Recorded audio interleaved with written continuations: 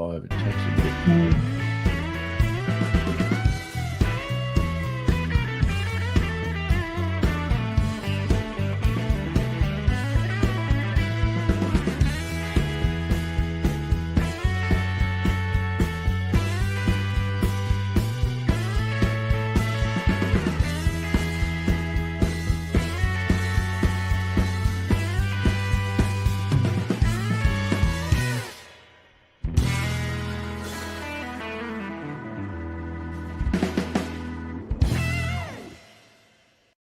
So when I say, as the subtitle of my book, that I think religion poisons everything, I'm not just doing what publishers like and coming up with a provocative subtitle. I mean to say it infects us in our most basic integrity. It says we can't be moral without Big Brother, without a totalitarian permission. It means we can't be good to one another. It means we can't think without this. We must be afraid. We must also be forced to love someone who we fear. The essence of sadomasochism, the essence of abjection, the essence of the master-slave relationship, and that knows that death is coming and can't wait to bring it on. I say this is evil, and though I do some nights stay home, I enjoy more the nights when I go out and fight against this ultimate wickedness and ultimate stupidity. Interesting. Kicking off another podcast on YouTube, giving Neil deGrasse Tyson a night off. No doubt he'll be back with us next week. He will be pleased. In his place, the late and very capable Christopher Hitchens, a man that I admire greatly. When I first escaped the controlling, misleading life some 12 or 13 years ago as a Christian, after 25 years, I might add, it wasn't very long before I discovered the wisdom of Hitchens as he tore through the hypocrisy and set right the bewildered like myself, and showed me that, in fact, I hadn't made a mistake by turning my back on what was clearly a man-made construct. He showed me purpose without the dogma, direction without the contradictions, and how sensible it is to not believe in anything without evidence. He showed me that believing in anything without proof is folly, and more to the point, unnecessary. It is, in fact, possible to live happily and purposefully without any kind of belief system. I think the only thing Hitchens got a little bit wrong to me is that all of his criticism and observations of God are ill-directed, as it is, in fact, only God's believers that made out God to be who he or she is. How could, after all, God support the claim of who God actually is when clearly to date there is zero evidence to prove the existence of God? So therefore, according to that logic, it can't be real. What I mean by that right now, without evidence, us human beings have no argument to the claim that, in fact, as we sit here, there is no real God. It is purely a claim, a belief. Some people need to believe. I did. No, I don't. Belief in belief clearly is unimaginably powerful. G'day and welcome to this episode of An Atheist, a Believer and a Pastor Walk Into a Bar. I'm your host, Peter Rowe. Thanks so much for your company on this Wednesday night, the 12th of February, 2025. Just gone 8 p.m. Australian Western Standard Time, broadcasting from Perth, Western Australia, live on YouTube. Now, tonight, I want to ask a big question to which there are no right answers necessarily, or are there? I often wonder what the world would be like without religion or any gods at all. What I mean by that, as a non-believer, what would the world be like free from beliefs that aren't based on empirical evidence? And we would love you to be involved. The mind boggles when I think about the possibilities of a world that is interested in factual evidence where nothing is made up just for the hell of it. No pun intended. So let's get into it. Would the world be a better place without religion? A question that's been asked many times before. Luke and Suresh are busy, so they're not with us tonight, but we do have Jace and Rich with us. G'day, gents. G'day. G'day, Rowie. G'day, Jace. Hello, hello. Oh, he's with us. Good stuff. If you're tuning in for the very first time, Jace and I aren't believers, and Rich is a very long-term believer who claims a deep connection with the God. So it's nicely balanced. And of course, we want you to be involved too. Let us know what you really think. Agree or disagree. Doesn't matter. It's a question that everyone can answer because religion has quite literally permeated every single aspect of our existence for a very, very long time. It's hard to imagine a world without it, but could be good for us to discuss such a thing. What say you, Gentry? Who wants to kick it off? What would the world be like without any reference, no gods, no nothing, no spiritual life? What does it sound like to you? Sounds like a John Lennon song. Sing a couple of bars, could you? That'd be Yeah, great. I actually really like that song. I've always liked it. Yeah, it's good. Yeah. You want to kick off anything, Jace? I'm going to work on removing these band-aids from my forehead while you have a chat. I was beginning to think that was intentional, but no, it's quite bizarre. It's the mark of the beast. A modern adaptation of 666. I like it. That's right. Look, out of a lot of the sort of new atheists, I actually quite like Hitchens. I've seen a few of his debates, and it seems to me that he always comes across as one he's really fighting against some of the real awful sort of moral twistedness that especially fundamentalist versions of Christianity really have. That can be, troubling. And I think, and he does a great job. I saw something really interesting the other day. It was a little post that said, if in essence, if your God can be killed by a Christopher Hitchens video, that God probably deserves to die. So, Wow. If a video can, a couple of videos can kill your faith, that kind of faith probably doesn't have a lot of intellectual or emotional or real world rigor to it. And, that kind of shallow, as you said, belief in belief rather than something that's actually quite well thought out and based on a whole bunch of stuff. Yeah, that stuff should really fall aside. I guess what I'll say at the start is, because some of the stuff I'll be saying, people go, is this guy even a Christian? I am. I'm actually quite a committed Christian, although my Christianity has evolved over the years from a young man until now, to a point where I imagine some of the people in the church I did grow up with would probably label me as an atheist now, even though I see myself very much as a very deep Christian. So it depends, in this particular subject, I think a lot of the confusion comes in when you're talking about it is, what do we mean by atheist? What do we mean by Christian? What do we mean by Christianity? What do we mean by religion?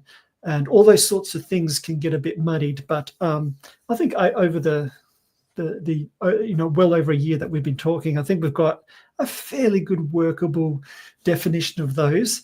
But it'd be interesting to see, some of the things that Hitchens talked about and some of the things we talk about. It's not just about Christopher Hitchens' arguments from his book, God is not great. Is that the book? Religion is not great, how religion poisons everything. Yeah, I think he has some good points in there, which I'm sure we'll get into.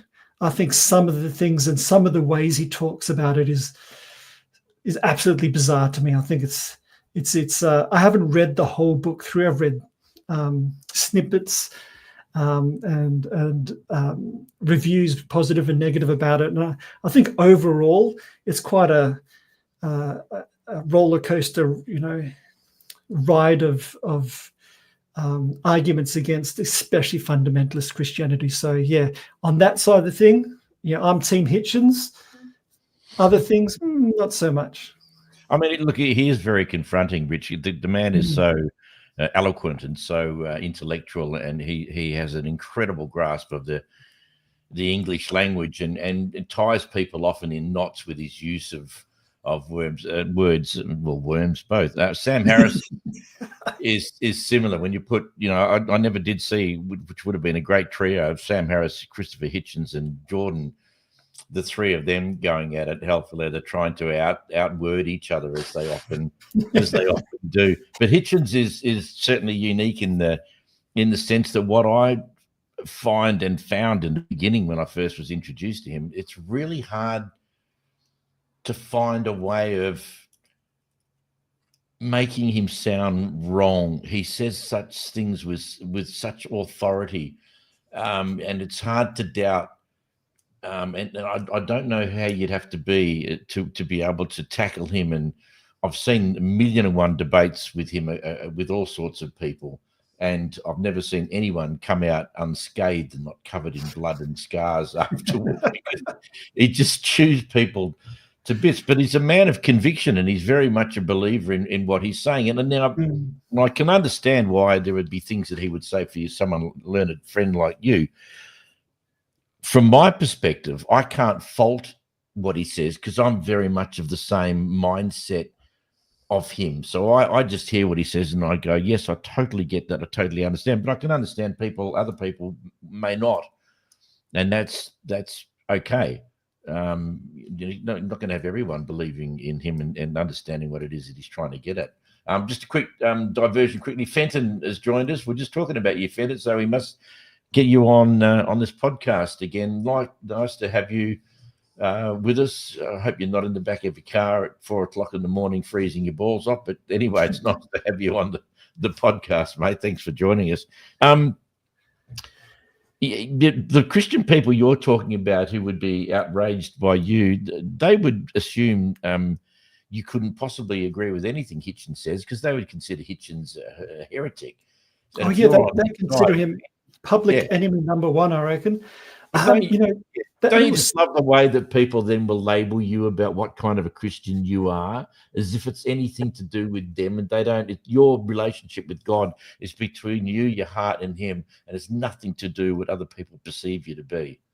Yeah, it's that particular thing's strange because especially the sort of tradition I come from, which is what would you call fundamentalist, Bible believing, even some of the sort of more fundamentalist Pentecostal side of things. One of the key values in that, even in Catholicism, is the point that, especially in the Baptist background that I had, was, I'm trying to remember the right words, but basically like the sovereignty of the self, which is no other person can determine your beliefs and connection with God.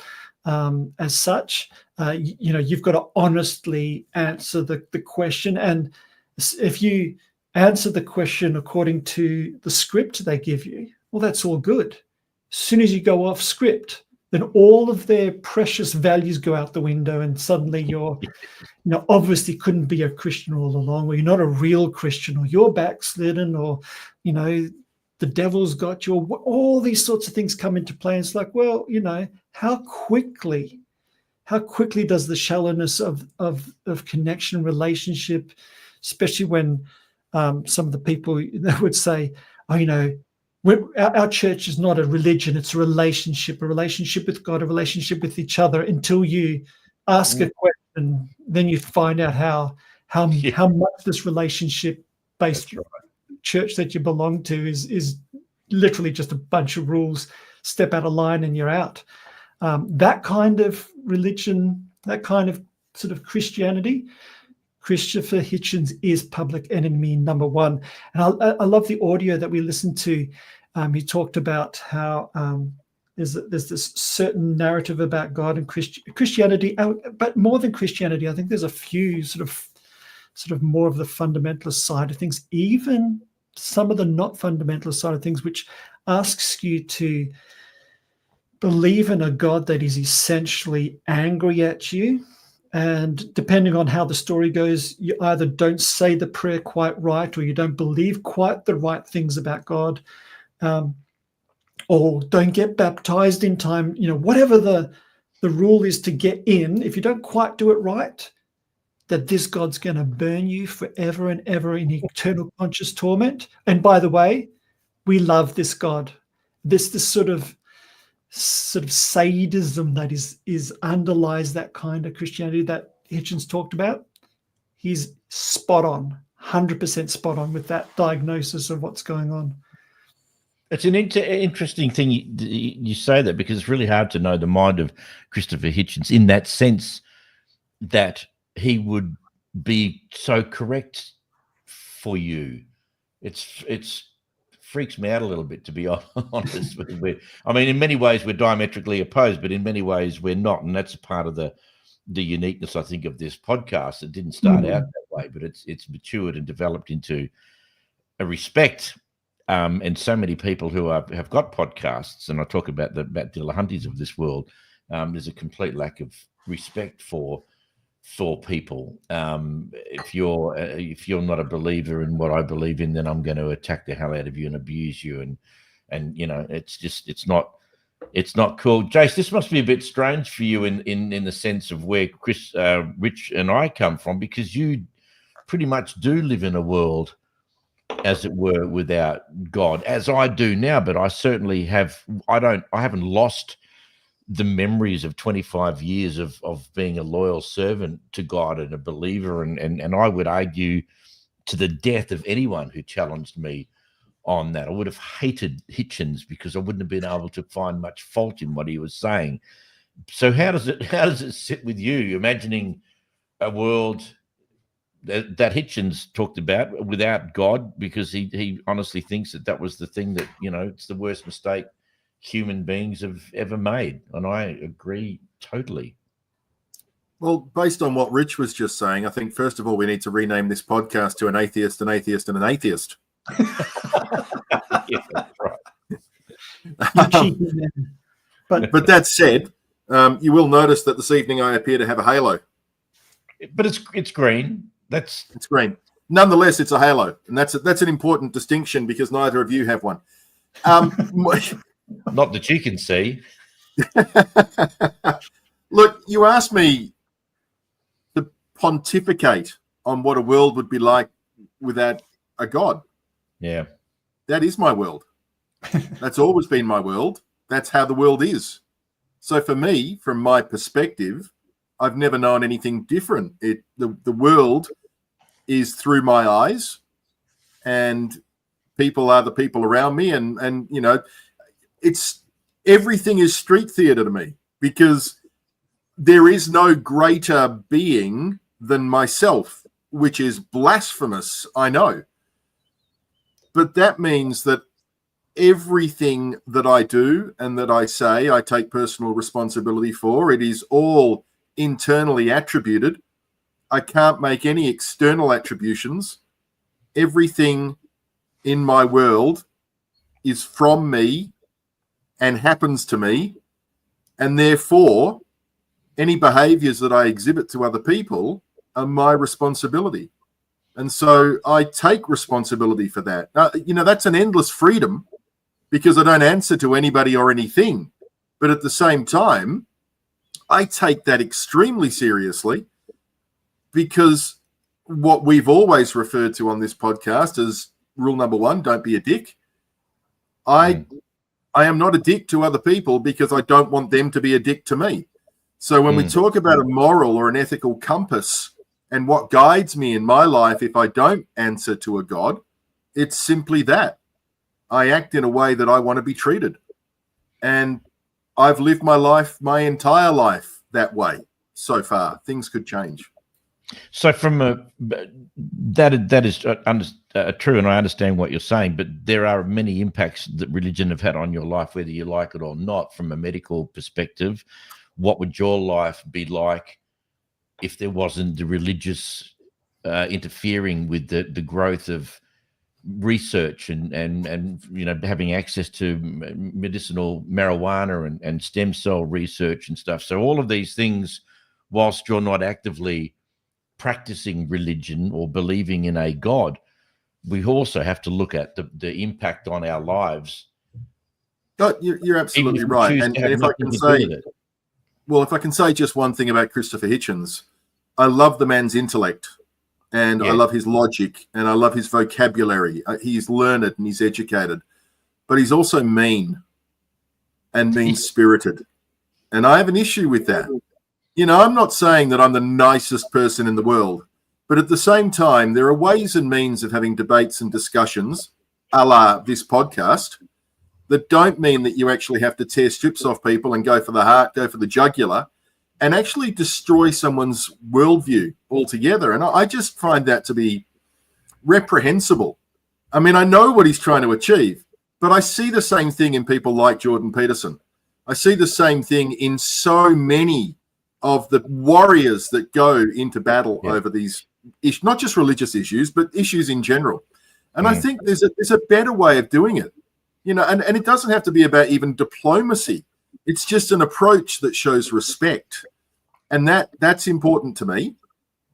But when it comes to matters around, let's say, medicine and research and how religion has affected that, when it comes to cannabis, my understanding, and Rich might put me straight on this one, is that, and I'm paraphrasing, that the Bible basically says that God put all of the seeded plants on earth for the use of man. Now, as far as I'm concerned, that means apples are for us, pears are for us, and cannabis is a seeded fruit, and that means cannabis is there for us as well. And like anything, things can be abused. The Bible talks about alcohol at length. In fact, I also remember a particular passage in the Bible that talks about getting drunk and throwing up. I mean, wonderful. Okay, that's another way you can live your life. Not the way I choose to live my life. I have an issue with religion where it interferes with people's ability to live their life well. If religion benefits the individual or benefits a group of people, it's fantastic and I fully support it. But where it interferes in my life directly, and that's either by directly interfering in my ability, my freedom to do as I please, or to live my life under science and have the best possible outcomes medically, and that means research is done, where religion interferes with research, then yes, I have an issue with it there as well. And I won't go into bat like Christopher Hitchens does, but I will stand up and I will speak my mind and I will ask that they practice their religion in private and not interfere for the rest of us. Yeah. I don't see Hitchens as being, I can't remember the word that you used to describe his character. It was none too flattering, obviously. He does get angry. He does get frustrated because his understanding is that of an intellectual understanding, and when people can't meet him at that level, I think he does get frustrated and sees people who are believers as pretty stupid and ignorant and often packages up modern people like the Old Testament Christians and the God back there, as if somehow that and understandably there are many Christians who still have not really left that behind. You know, are more than happy to live of the literal translation of an Old Testament regardless. I mean, that's that kind of, and I think a lot of the anger and fervency comes out with those people. Not, I mean, for instance, with Rich, if Hitchens was sitting down talking to Rich about this, it would not be the same disrespectful attitude toward it. It would be one of respect. And I've seen him, he's a particular in his debates, particularly fond of Jewish people, loves them, thinks they're wonderful, they're kind, they're considerate, they're lovely, and treats them accordingly. When he comes up against someone who's clearly stupid and ignorant, he doesn't have a lot of tolerance for that. And if that's what you're talking about, then I hear what you're saying, because it's very. I just don't know that you don't win a debate by being rude and confrontational and combative. You know, you might be able to score points that way, and if it is a point scoring exercise, sure, by all means, but you're not going to change someone's mind, not that you ever would when it comes to matters of faith. And I just wonder sometimes that what is the end goal? What's the objective of being like that, when literally what you're going to do is have a vast part of the population just angry and upset with you and ignoring and disbelieving what you say, not because what you say isn't true or correct or accurate or well spoken, but simply because they don't like you. Yeah, my wife reminds me often, don't walk into a conversation with a sword in your hand. Not literally, obviously, but it's a very good check oneself before you go into it. Have I gone into this conversation with a sword in my hand with the intention? And you know, let's face it, Hitchens certainly. There are some that Harris doesn't, I don't believe. Dawkins is a lot more meek than that, and Dennett and others, but Hitchens definitely walks in, I think, to every debate and conversation with the intent of one thing: is I'm going to destroy you. I'm going to prove to you that you are wrong, that there is no God. And that's fine. That's his way. The fact that he's no longer with us, I think, is a shame, and he had much to give. But he is very, I don't know what the word is to describe someone who's so powerful due to his, sorry? Do you reckon he's up there now arguing with God saying, dude, you don't exist? What is going on? Did he Very get that likely. far? Is he still arguing with Peter, the gate? Yeah, that's right. I could prove this gate does not exist. If you are listening to us, thanks. Nice to have your company tonight. We often start off fairly quiet around this time because we discovered that most people, most normal people in the world aren't up and doing things what we're doing on this side of the world anyway, certainly. So later on, obviously, we'll get more and more people coming on board. Fenton has joined us, but if you'd like to be a part of it, love to hear from you. You'll see the little window on the side of our of your screen, and it is very much an interactive podcast. We want you to be a part of it. We can talk to the cows come home, but we certainly would prefer that you'd be a part of it. So I started thinking about the things about the world, that what they would be like without God, without any gods, that gods didn't exist. It wasn't even a thing. And it just fried my brain thinking about what could be different. I mean, and Hitchens talks about that as well. It's mind-boggling because it's so much, it's ingrained in all of us, whether we are part of it proactively like you're not, Jace. We still know that it's there and it impacts and it's real and it affects people, and it constantly in the news about the impact of religion on all sorts of fronts. It's true, but you can sit out of it to an extent. I mean, Pete, I'll use the example of AFL. I know I've used this example before, but similarly, I know Australia is all about the AFL. I have nothing to do with it. I don't even know what's going on. I don't know the people involved. I really don't know the teams. I'm just an outsider, and it has no material bearing on my day-to-day life whatsoever. I don't care for it. I'm not interested in it. It's not as though I don't believe it exists, because clearly it does exist and a lot of people enjoy it. But it means nothing to me, and it doesn't change anything for me. And that's exactly what religion, well, not even religion, that's what God is. The very concept of God and the wonderful story of Christ and his teachings, which, as I've said before, Christian without the spirituality here, because I believe in all of those teachings. I just don't believe in the fables and the spirit and the supernatural element of it. And to me, that the three of us, I think, have got a lot in common, in that we do have those fundamental values. But the difference is what we attribute those values to. Well, that's one of the great freedoms of living in Australia. I think if we were in the Bible Belt, you'd be confronted with it every day in America, and certainly many countries around the world who are far more religious than what we are. I think that we have that freedom, like you do, of actually not impacting or have anything. And it's the same for me. 9 times out of 10 days, I don't have anything to do with religion on any level other than perhaps the podcast where we talk about it.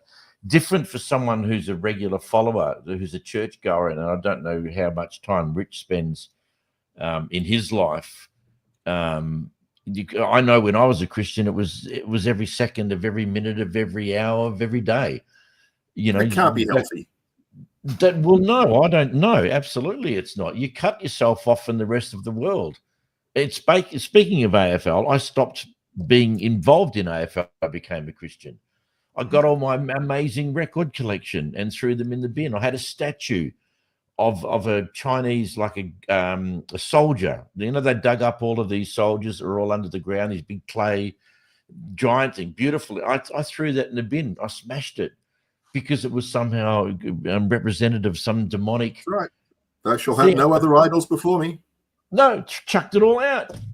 And then afterwards think, what did I do that for? But that's how it absolutely can envelop every part of your fiber, your whole existence. You're there for one purpose and one purpose only, and that is to bring glory to God. And however it is that you do that, whether it's by evangelizing or constant praying or whatever. And when you step away from it, interesting thing that Rich just said a little bit earlier on, where Rich said, there's a lot of people, a lot of his, old friends and so on, that would say that he's an atheist these days, but he still calls himself a Christian. And I know many months ago, I mentioned this as well. To me, and I don't mean this as an insult, Rich, you know that, Rich isn't a Christian. Not in the traditional sense that I see Christians. Catholics, Baptists, Protestants, the evangelicals, all these Mormons even to an extent. That sort of, I know I can't call him a Christian, but that type of religiosity, whatever you want to call it. Religiosity, yeah. Yeah, that's a type of Christianity where there's just this innate faith, this innate belief, almost down to the literal interpretation of the Bible, canon, it's all just part of their structure. The fact they're going to church, they're having lessons brought to them by a pastor who may not necessarily be interpreting it in a charitable kind of way. And I see a lot of that Christian nationalism, and I go, none of it applies to Rich. And so I struggle to call Rich a Christian, but I can't think of a better term because he follows Christ and Christ's teachings. So we have to come up with another word, because what Rich has, I respect. What I see in the vast majority of Christians, I absolutely do not respect. However, I also generally will not challenge or interfere with, because that's disrespectful. So it places me it's a conundrum. It's a difficult situation, because I'd like to challenge people on things, but I've no right to change people's worldview unless it's harmful to me. That's why I enjoy listening to the stuff that Rich has to say, because I don't see it as something that harms me, but I like this library of ideas that I have access to. Mm-hmm. And Rich is another book that I can take off the shelf and go, might not agree with everything you say, mate, but bring it, because I find it fascinating. I think the one thing they all have in common is that they're followers of Christ, and that comes in a many and varied package. And so that's what Rich does. He's a follower of Christ. Therefore, he is packaged up to be radical, fundamentalist. He's not, but this is what the view is. That my Christianity, that what I am as a Christian, I'm not saying me, this is another person speaking, and what I am as a Christian, I will judge what Rich is a Christian, and I will decide whether or not he's fair game. That's the problem with it. No one's ever just going to let people, like you say, Jace, just let people be who they are, do what they want, and it's not my right to challenge. Well, it's not right for any Christians to challenge other Christians on, and unless they think that they're doing something which is, dangerous to their health or their livelihood or whatever. Then as a friend, they might step in and say, look, I think, the 5 prostitutes came out your front door last night. It's a little bit suspect in this street. Do you know what I mean? But basically, that if you're a follower of Christ, do you know that's what it's like? It is a strange existence where you are judged every day if you're involved with the church by other people. Which is completely against what Christ was teaching. Oh, look, absolutely. No one's going to defend, well, they shouldn't defend Christians based upon who Jesus was. It's a moot point.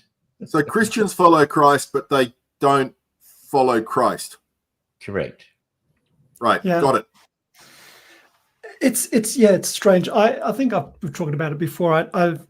tend to, the word Christian is such a broad concept that it seems to like swallow up half the world almost. Is like, well, if it's that big, it's almost meaningless, as I think you're sort of getting at.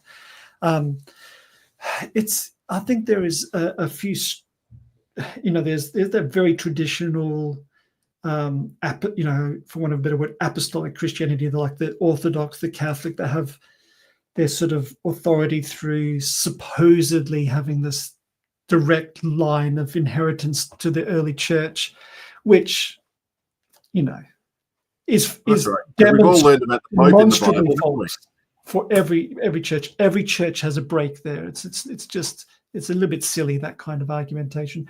However, I think when you're looking at it, there's a couple of other ways to look at what Christianity is. There's the ones that are, as you said, like Christians who are trying to become like what they read about the teachings of Christ, and I guess from the inside, the experience of that transforming them to be more like it, rather than just it being a teaching in a book.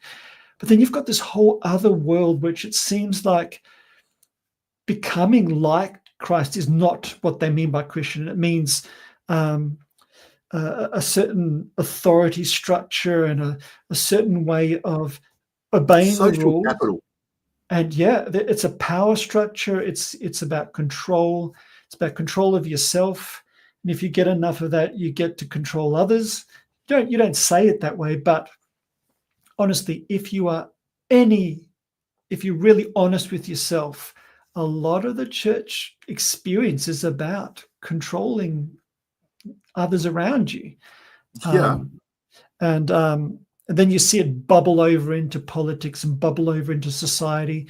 And, we were talking about the medical side of things. And this is the one thing that blows my mind about Christianity. When you look today, like at some of the things, you've got big, like the Catholic Church and others, just drawing a line, not based on science and not even based on good philosophical argumentation or even logical reasoning out. It's just like, no, this is wrong.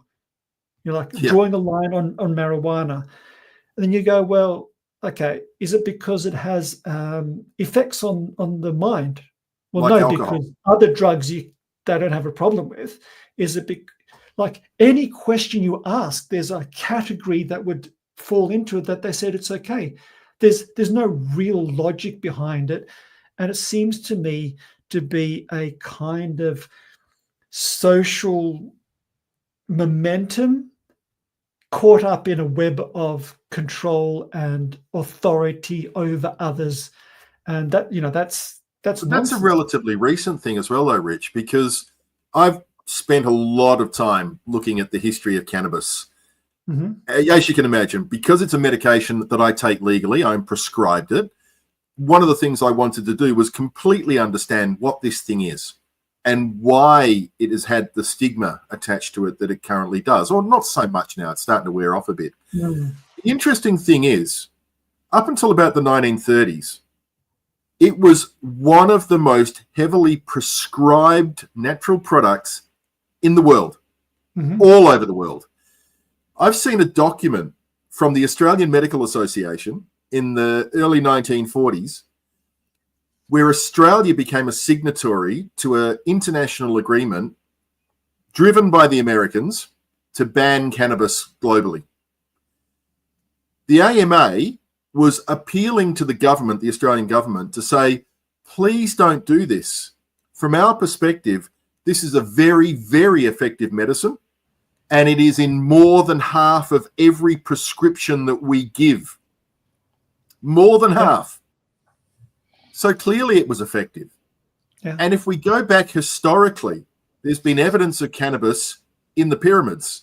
So we know it's been used for at least 6,000 years.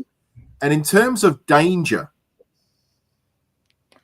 we would know by now if there's 6,000 years of use, and we don't see many people around with extra limbs or whatever else as a side effect of cannabis usage. So you're right. When I take a look at why is it that power structures would want us to not use cannabis, It's purely about prohibition. It's purely about saying what you can and can't do. Now, alcohol's legal, has been legal for a long time. I think what a lot of people don't realize as well is that when they talk about alcohol for over 18s, that's only if you want to buy alcohol. It is perfectly legal for an under 18 to consume alcohol. I don't think most people realize that. In Australia, it is legal. If a parent gives their child alcohol, wine, beer, that is perfectly legal. There is nothing against the law about it. What I find fascinating is that you can't do the same thing with cannabis, right? It's a plant, it's a salad, it's a weed, it grows in your back garden, right? But you can't partake of something that is a perfectly natural thing that grows in your back garden. You know, in America, there was people driving around and they were getting seeds and they were rolling them up into little balls with fertilizer and dirt. And because the seeds now are a dime a dozen, they were just throwing them out of the car as they were driving along. And these things, because they're weeds, they literally start growing everywhere. Yeah. Now, once it becomes rampant everywhere, how do you police that? You can't make every single person a criminal. Mm-hmm. The strangest thing about it, Jace, is that it is just a plant like every other plant on the planet. Someone just decided, or would have been burning it down, I would imagine, and inhaled some of the smoke and went, bring this shit on. This is so good. And so then it was stigmatized and people started smoking it, and it was weed. That's why it was called weed, because it is a weed, and it just got literally transferred into something. So why the stigma? Why the stigma? Because hippies made it famous, mate. So let me ask you this. You guys look at me right now. Every single time that we've had this podcast, I have been on more cannabis than most stoners that you'll ever meet. Because I'm prescribed it and I take large dosages of it for my multiple sclerosis, I am constantly, and we're not talking pretend. We're not talking about cannabis with certain things taken out. This is full extract, real cannabis, the real McCoy. THC, all the THC, all of the CBD, all of the other cannabinoids, they're all in there. It's the real McCoy. So I would take more cannabis on a daily basis than more stoners. And yet, I would ask you right now, all jokes aside, do I seem like I'm stoned? Do I seem like I'm high? Not even close. Shit-faced beyond belief is how I would describe it. No, look, I would defy most people to say, number one, that I'm stoned or that I'm on medical cannabis or cannabis, and number two, that I even have MS. Because, as I've mentioned before, the cannabis has been the single most beneficial medication I've ever taken for alleviating the symptoms of the multiple sclerosis that I have. Without the cannabis, I'm at 6.5, 7 on the disability scale. I drool. I'm almost in a wheelchair. I have facial paralysis. It is difficult. Cannabis allowed me to throw away 6 of my 7 daily medications and be what I am right now. A right royal pain in the ass, but ostensibly healthy, and I have an appetite and I do quite well. So I come back to this argument. When I look at Christianity or I look at religions that then use the argument of the teachings of Christ or the Bible or God or whatever else to say to me that I'm doing the wrong thing by taking a drug, even though that drug has taken me back from the edge of profound disability, that's the point at which I go, religion is now directly interfering in my life, and that's the point at which I will stand up and I will be confrontational, because it is important that people live the best life that they possibly can. Yeah, so many people will always put religion well and truly ahead of any logical, sensible decision. And I've known you for ages, and I know every time you come in, it staggers me, absolutely blows me away, because I spent most of the 70s off my trolley, big smokers, we all were. And you just simply can't function and do what it is that you're doing when you're that far off your trolley. I mean, the slightest thing would just make you'd go into hysterics and laugh for 3 hours before you collapse with exhaustion. So I don't know how you do it. There is an element of that, Pete. Yeah. I mean, for the most part, you conduct yourself as a fairly normal human being, which is Normal. amazing. So I don't know how you do it, but it's extraordinary. And I, for one, am, over the moon that you can live a normal life because of it. And it absolutely blows me away that there are people out there. The only way these people would change their mind, one is if they weren't religious, or two is if they had MS themselves and then smoked or took some and then went, oh my God, I can't believe how often is that the case? Most of them would not believe that you're a legitimate person. Most of them would think you're just a stoner who wants to get off your trolley, and yet you show them the 6 out of the 7 symptoms. That is why it's so important that people like me, who come across as being a professional, lawyer type guy, that's why it's so important that I actually stand up and actually face the stigma directly, and all the reputational risk that goes with it, to actually say to people, this is a real thing. This is a genuine thing, right? It shouldn't just be treated as a gateway drug. No. Like a lot of things that religion proscribes,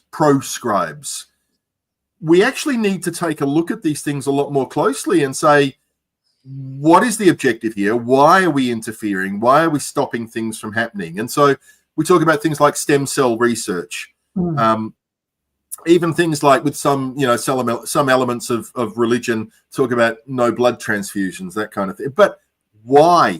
What is the objective? I'm also starting to see this massive cohort of the population who are anti-vax. And it scares the hell out of me, because we're already starting to see around the world, particularly in the States, already outbreaks of preventable disease. Now, in Samoa last year, I think there was something like 80 children were infected with measles because RFK Jr. had actually paid a visit there, basically telling people not to take their vaccinations. Something like 8 or 9 of those children died, and a lot of them were actually injured. People have this misunderstanding that diseases like measles aren't dangerous because they've been fortunate to live in the last 50 years where we've had vaccinations, and they haven't seen the fallout of diseases like polio and serious measles. It blinds people. It gives people not just pregnancy malformations, but it can cause neurological problems with people who are already alive. What is the objective? What are people trying to say when they say we're an anti-vaxxer? Why is there a connection to religion? What does religion... If God has given us the brains to create this stuff to protect ourselves against disease, why are we stopping that? Why are we saying to people, just take vitamin A, you'll be fine? Do you know what I think part of it is? And I'll say a couple of things. It can't be just broadly religion, because a lot of early medical breakthroughs and championing was from Christian groups. Like, you wind back the clock hundreds and even 1,000 years. Hospitals and clinics and a lot of medical breakthroughs were made by people who have deep faith and institutions. So it's like, well, what's different? And I think when we had anti-authority, he was talking about conspiracy theories, and how I think Fenton said something very similar. And I'm sort of paraphrasing, probably broadening what he actually said a bit, but the similarity between that sort of anti-vaxxer and type of thing has a lot more similarities to this conspiracy theory thinking than a really thoughtful, philosophical, religious person. However, we do see vast tracts of Christians jumping full force into anti-vax and other conspiracy theory driven things. And that must be accounted for. I think this is my theory, and this is a theory I've developed on the inside. I've got people going to churches that I'm still a credentialed minister of, complete anti-vaxxers. And I'm like, how can I be in the same kind of Christian tradition what's different? And I think one of the things I've observed from the inside is that a lot of the kinds of churches that I've been involved in, truth and authority is not arrived at through logical thinking, rational thought, arguments that, A and B, therefore C. It's really arrived at through authority figures, charismatic figures. The authority comes because a person's got a title, usually a clothing, and they stand on a stage. Maybe they've got a shingle out the front that says so-and-so community church, stamped by maybe some sort of second-rate sort of movement. Yep. Okay, whatever they say is true because of all these markers. So they've been trained, and then they'll say things that are obviously incoherent, like, you have to believe in a literal 6-day creation when all the evidence of your senses say this is not true. So then what you have to do is violate your ability to think toward truth. And you over and over again, every Sunday, there's something that breaks a part of your ability to think rationally, to the point where you can have a very rational argument sitting in front of you that says, yes, some risks with vaccinations, like with every medication, with like the food you eat, with every way of being in this modern world, there's risks. Yep. However, on the other side of it is widespread death and suffering, and especially the most vulnerable. And like, well, that's obvious. You take the vaccination. There's no vast conspiracy from the government. Come on. There's not even any evidence of that kind of stuff. How do you get to that point? Because over 20 years, every Sunday, you've had your ability to think rationally stunted to the point where you just have somebody who calls themselves pastor so-and-so or apostle so-and-so or, God forbid, prophet so-and-so, and you're like, okay, well, they're part of my movement, so I better believe them. I think that's what's really happening. And that kind of subset of religion, Hitchens, you're right, it poisons everything. There's other religion that doesn't fall into that category, I think is separate, but there's a big chunk where everything it touches seems to poison it. I mean, I grew up in an era when polio was still around. Stuff, man. Polly Farmer, a great Geelong player and a great who did Polly play for? Can't remember, but he had polio. We knew about it as kids. We were vaccinated against everything that was around. There wasn't the religious interference back then. It was just seen as a medical thing. There was no conspiracy theories. There wasn't any internet where loony bins could talk to each other and exacerbate issues that weren't even real. That's the problem, isn't it? That's the real problem. Of course. Every village has its idiot, but what we've done with the internet is we've created this giant global village, and now all of the separate village idiots can get together, and there's just a giant cohort of village idiots. Yes, and I can grab something off YouTube. I can believe it. I can repeat it because it was Professor Joe Bloggs from whatever, and say it, and makes me feel important and powerful, and I'm better than you because I know about this stuff and you don't. Oh, some secret info. Yeah. Some secret info that's just been released. That's right. So, but back in my day, it was a medical thing. You went to school. There were things that were about. Doctors and scientists got together and came up with these great things for, all sorts of polio and measles and diphtheria and my God, the list is endless. And we don't have any of that stuff now. Oh, they're paid off. We were vaccinated, but now introduce vaccination, big time, COVID-19. And according to Trump, we still don't know what 2000. We don't know why it's called COVID-19. Who could tell? Who could tell? And suddenly it's like, wow. People start saying there's danger. People jump together because they want to be like-minded. It's the new religion in the sense that if you're not eating the right food, you're going to get attacked. If you're vaccinated, you're going to get attacked. If you're not vaccinated, you're going to get attacked. Technology A lot has of it, been though, the worst thing is in about the the world. media you consume. Mhm. You know, have you ever watched Sky News After Dark? I tried. No, I Oh never my got- God. I know. It's a fantasy world Yeah. of negativity and conspiracy theory. Well, it's got Mark And I've Latham. never seen anything like it. It is like, if you believe in things like compassion and empathy and charity, none of that exists. They are negative values as far as these people are concerned.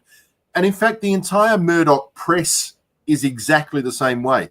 Yeah. Anytime government money is, our money, I should say, is spent on programs to benefit people, it's seen as a negative. And like, if we talk about ourselves being a secular nation, but based on Judeo-Christian values, then something has gone terribly wrong. And I'm not one who believes in censorship, Pete. Mm. But things like Sky News After Dark, that needs to be dealt with, because that is poison. That is venom. That is stuff that is, it's misinformation, it's disinformation, and it's resulting in people having a total misunderstanding of the reality of the world. It forces people, it coerces people into believing a whole bunch of stuff which is detrimental to the common good. I have a bigger issue with that than any religion. People love that, though, because people basically, I think, inherently in all of us, but there are degrees in some of us, like us here, it's very small. There's a desire to hate other people for whatever it is that they're doing. Mm-hmm. You go looking for people to hate, you can find them all over, whatever it is. And Sky Bold News people. After Dark, Just bold people. I got an issue with bold people. yeah, well, yeah, absolutely, because you've got plenty of hair. I understand that, but is that the one you're talking about with Mark Latham and Alan Jones and Peter Credlin or whatever her name is, and all of those? Yep. Well, that's all them. Yep, Yeah, yep. what a bunch But of Sky News during the day is generally okay-ish. yeah. Generally. But after dark, they specifically, they admit it, it's all opinion. So it's actually infotainment as opposed to, it's editorial. It's not actual fact. No, but and in it's powerful. fact, there was a court case, I remember, with Fox News. Fox is basically the same thing as Sky News After Dark. And Fox News said, oh, hang on, we don't believe for a minute that anybody would really seriously believe that what we're reporting on is fact. You know, we're entertainment. We're an entertainment network. No, wrong. Anyway, look, let's try and steer this out of control ship back to what we were talking about, because I've got a few questions I want to ask. Yeah, and you listening, watching us live on YouTube, great to have your company. We're going to stick around for, I'm going to stick around up till midnight tonight, because I want to test out a theory I have, and that is that we're broadcasting here in Australia. So most people in Australia and New Zealand don't give a flying toss what we're talking about. Most of our listeners, on a couple of weeks ago, we had 700 people jumping on and getting involved. It's extraordinary. The vast majority of them coming from the States and from Canada. A lot of people didn't say where they were coming from, but it stands to reason that they were getting up at a time when we would normally wrap up this podcast. So we're going to go late tonight, but we want you to be involved. We'd love to hear from you. Even Fenton's been a little bit quiet tonight. He mentioned that he was with us at 8:20 our time, Australian Western Standard Time, but I haven't heard much from him. That's okay. I'm sure he's listening and enjoying it. But a couple of the questions that I had prepared earlier, one of the ones I wanted to ask, guys, could the world ever get to a place where belief, and this is going to stretch the imagination, belief could be outlawed? Is it, if we look at the world and where it's going, and it's not just going in one direction, it's going in multiple directions all around the world, and Donald Trump will see to the fact that it will go crazier than it never has done before, and has the potential, a lot of experts are saying, he has the potential to cause global catastrophes economical insanity and environmental.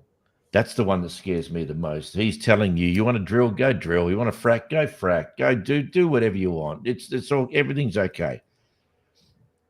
Is it possible that religion as a something that is impacting on all parts of the world anyway, could it be outlawed? Could you ever see it, that it becoming almost illegal to practice religion? And it sounds like a dystopian movie, but I think I've seen something similar in a film. But what do you think, Rich? Oh, look, yeah. I read. I don't know if that could be on the cards, but we've seen places where that has sort of happened. In some ways, maybe not belief as a whole, but maybe very definitely the wrong type of belief. Communist Russia had very strict boundaries about what could be in that place, and certainly any sort of evangelical Christianity was actively purged from it, and people jailed and tortured and all that sort of stuff. We found out, years afterwards, once these people escaped, got released, some of the nightmares there. I don't know if we can escape belief as such, because we see a lot of ideological driven stuff. And for me, ideology is a belief. It's a belief in a certain way that the world is, or maybe even more correctly, the way the world should be. You have like religious ideologies that sort of have a God in it. And you have secular ideologies that are maybe based on economic theory, or and it's a belief because, Marxism, for example, which I personally do lean towards. So I'm definitely very happy to be in Australia, which is has a lot of socialist kind of ethos in it, egalitarian probably more than that. But you have that. Marxism has ideas. Capitalism has ideas, and some of them aren't tested. They have to be tested. They're not scientifically proven things. It's an idea, and it's a commitment to we hope if we order the world this way, we'll have benefits. So you've got political, you've got economic, you've got social engineering kind of stuff. So these ideologies are belief systems. I don't know if we can ever escape them, because we've got to have some kind of, we think we're going somewhere, and so we've got to push for it before the evidence is there. Otherwise, we'd be in utopia now. However, I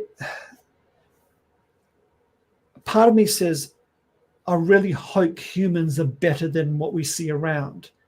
I think we can be better. In the short term, I don't see fundamentalist kind of thinking. I'm not talking about Christianity, this real sort of black and white, good and bad, you're in, you're out kind of thinking. All these realms seems to be rampant, and oh boy, I don't know if we're going to get rid of that anytime soon. We might have certain groups just outlawing everybody that is not them. And see, one of the interesting things I was thinking of, Richard, with AI, depending on the impact on the world with artificial intelligence and robots and all sorts of stuff, belief isn't anything that would necessarily be required for them to exist. It's a human thing based upon the history of youth, as it were, in the world.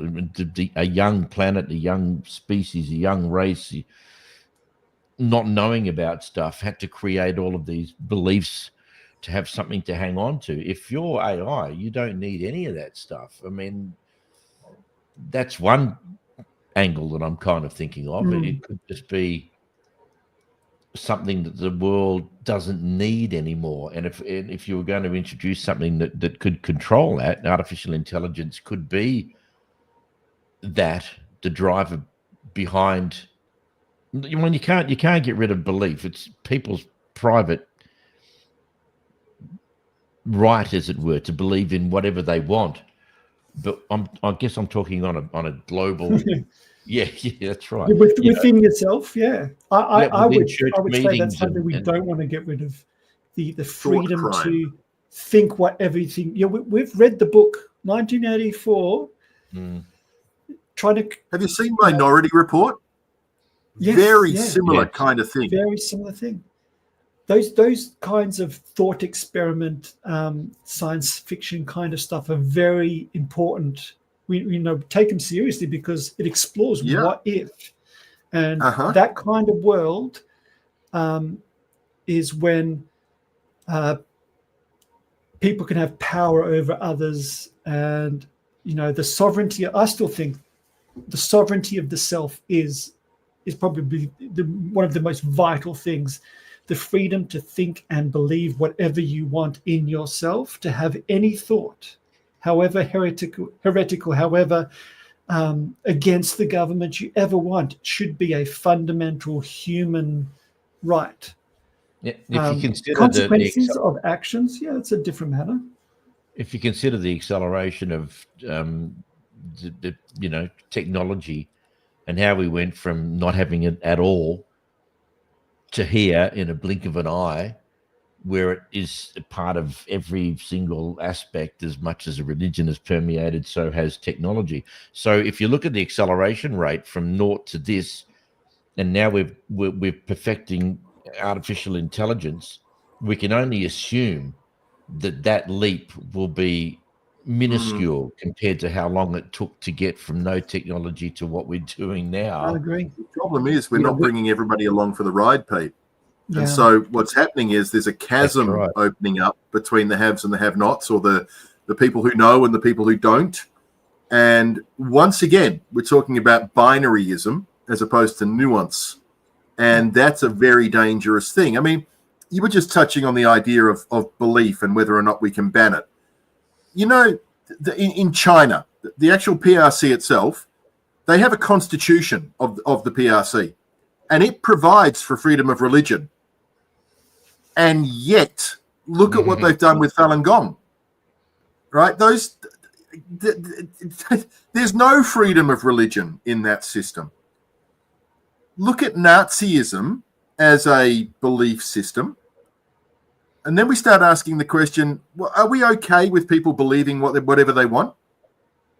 Why can't they believe in being a Nazi? Why is it illegal to put up a Nazi flag? So we got to ask the question of it's good to be able to believe in whatever you want, but concurrently, simultaneously, it's bad that some people can believe in whatever they want. Do we send them to re-education camps? I say, where do you draw the line? How do we work out what to do in these instances? The only thing I can think, and I'm just briefly touching back on what we were talking about before, is to actually stop the sources of the poison. It's the only thing I can think of, and that's censorship. And I don't believe in censorship. It's a dilemma. Could you do it without it being censorship? Is there a way of doing it that's acceptable and credible and necessary? I mean, censorship can be necessary. It can be unnecessary in some circumstances as well. But is there a way of doing it? Have you seen the American talk show host Stephen Colbert? Yes. So Stephen Colbert has this idea, which I think is fantastic. He talks about this thing called truthiness. Truthiness is not truth. Truthiness is when a situation or a concept or a particular act aligns with your personal biases, at which point that information has truthiness. Whether it's true or not is besides the point. And it works in both directions. So it might be false, but because it aligns with your bias, it has truthiness, and therefore it's true. Conversely, for someone like me who is a skeptic, I see something and I hear anti-vaxxers, for example, talking about, oh, there's formaldehyde in the vaccine and that's terrible. And I go, yeah, the truthiness that you believe there is just complete bullshit. There's more formaldehyde in apple. It goes in both directions. And so you've got to then ask the question, truth and truthiness, bias and belief, we're bringing it all back to the origin of what do we do? Do we accept people having their own individual beliefs? Do we seek to educate people, not re-educate, but educate? And if so, how do we provide that information in such a way that people who are already long gone, way too far gone, tinfoil hat, how do we help them understand? Because the more you challenge someone, the more you give them the right information, the more they push back. Mm-hmm. Oh, it's, you're just trying to trick me. I've got these beliefs. I've watched all the YouTube videos in the world. I know that this is true. How do you reach these people? How do you reach religious people? Should we reach these people? Should we reach religious people? There's got to be a level of consistency in the way that we argue these things. Mm. Yeah, and I think when we talk about, like you're saying about what's that word starting with a C when you ban certain things? Censorship. Censorship. The most simple word that you know so well just disappears from your brain. I know, it's like, what? Wait to get to my age. That happens to me. Oh, yeah, no, look.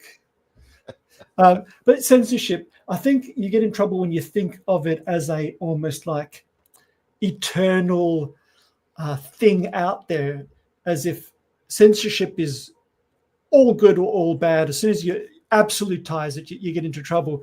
I think in myself, I don't want anybody telling me that I can or can't think anything at all, no matter how awful or how good. I think that has to be within myself. And if I lived off on a mountain with not a single person, without being able to affect anybody else, go for it. But we all live in a society and we have social contracts. And I think what we've lost is the idea of like the common discussion place where at the moment it's like we've got all these different little subcultures where different rules of discourse have sway, and that impacts the social contract or the society at large. The rules around public discourse have to be, and this is where the scientific part of me comes into play, has to be somehow grounded in reality, in a physical kind of reality, because truth doesn't always correspond to what we call fact, because there's truths that don't have factual things to it. But it has to be real. It has to be something factual. It has to be something basic there, and it has to be governed by rules of logical thought and things like that. And yet, crazy, manipulative, damaging, poisonous things like what's the name After Dark. I wouldn't call that censorship. I would call that the kind of rules we have to have in place to form the kind of society that we all want to live in together. And sometimes you're just going to say no, is because that's not just a freely expressed thought. We know what they're doing is the manipulation of vulnerable people who don't have the ability to think through things, or maybe they don't have the experience. They think they do. They think they're free thinking and critical thinking. Yeah, but we know, and not just because we're on the other side or anything like that. Through scientifically tried methods of rational thought and logical arguments and evidence, A equals B, such as we know that medical use of cannabis is a very effective, very relatively harm-free medicine. Like, well, if you don't agree, that's okay, but you don't get to attack people who know, because of this way of thinking, that we arrive at something that approximates truth, rather than just some opinion piece. And as soon as it starts poisoning society, we've got to draw some lines. Boundaries is what society is about. We have to draw boundaries, otherwise we end up in anarchy. And I am a bit of an anarchist. Let me say that I am. I tend towards small government, anarchic type of thinking. I don't trust large government as such, but there's lines that we have to draw. And like, if you want to act like for instance, if you want to act like Tarzan, you can't live in my house. You have to go out to the jungle until you're ready to be a man. If you want to act like a man, the government come to is, my house. don't you? If you want to act like a barbarian, go to the jungle. And it's a censorship. That's a line. And maybe it has to be enforced by violence, because Tarzan is quite strong, and I have to. But what else do we have? Otherwise, we end up in a red in tooth and claw. Whoever's the strongest, whoever can beat up another person is in charge, and that's not the society we want to live in. What is the ulterior motive of programs like Fox After Dark? What is their? They played out the movie, or they haven't, and seen how it ends and go, yeah, this is what we want to achieve. What is it they're actually trying to do? Superficially, of course, you can see that they're trying to change the opinions and views of people, but for what end? They haven't got a political push that they're trying to influence into. I'll just give you a couple of examples. So the big one for me is the energy debate, and Sky News After Dark attacks the whole climate change, fossil fuel versus renewable energy, and EVs, right? So who's in and if pocket? You think about it, there are investors and big money who want to see things stay the way they are, or want the tax breaks, want the subsidies, all of that kind of thing. So they will push misinformation to ensure that the fossil fuel industry stays how it is, or in fact gets more subsidies.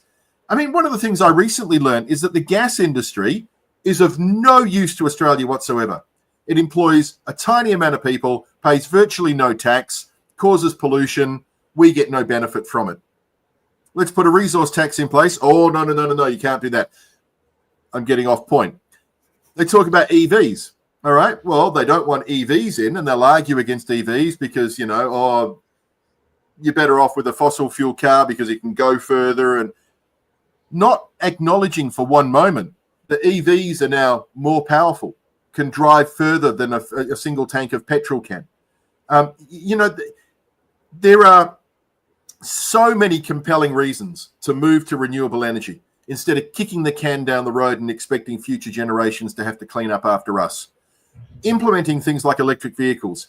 And then we make the argument that these first generations of EVs, like the first generations of petrol-powered cars, the Model T wasn't the most fuel economical car in the world. It takes a couple of generations to get to the point where it becomes everything we want it to be. Why are they doing it? Every single time, remember that phrase? Follow the money. That's what it comes down to. I agree. Oh, yeah. And I think in all of this, you follow the money trail. In religion, I'm speaking from firsthand and very close friends' evidence. There are people whose jobs depend on them, like their entire career. They're not qualified, they're not even skilled to do any other job. Are they really going to speak the truth? Or they're just going to toe the line until they get retirement and then they speak? And people go, well, that's not how it is. 100% it is. I follow a number of Christian academics, and I've followed them toward the end of their career. Soon as they retire and their income does not depend on them towing the line, without fail, they have all switched sides that I've been following. Switch sides, like, follow the money. If your paycheck depends on you towing the line, you're going to toe the line, and look where the money comes from. But that's just the average person. You're talking about big business.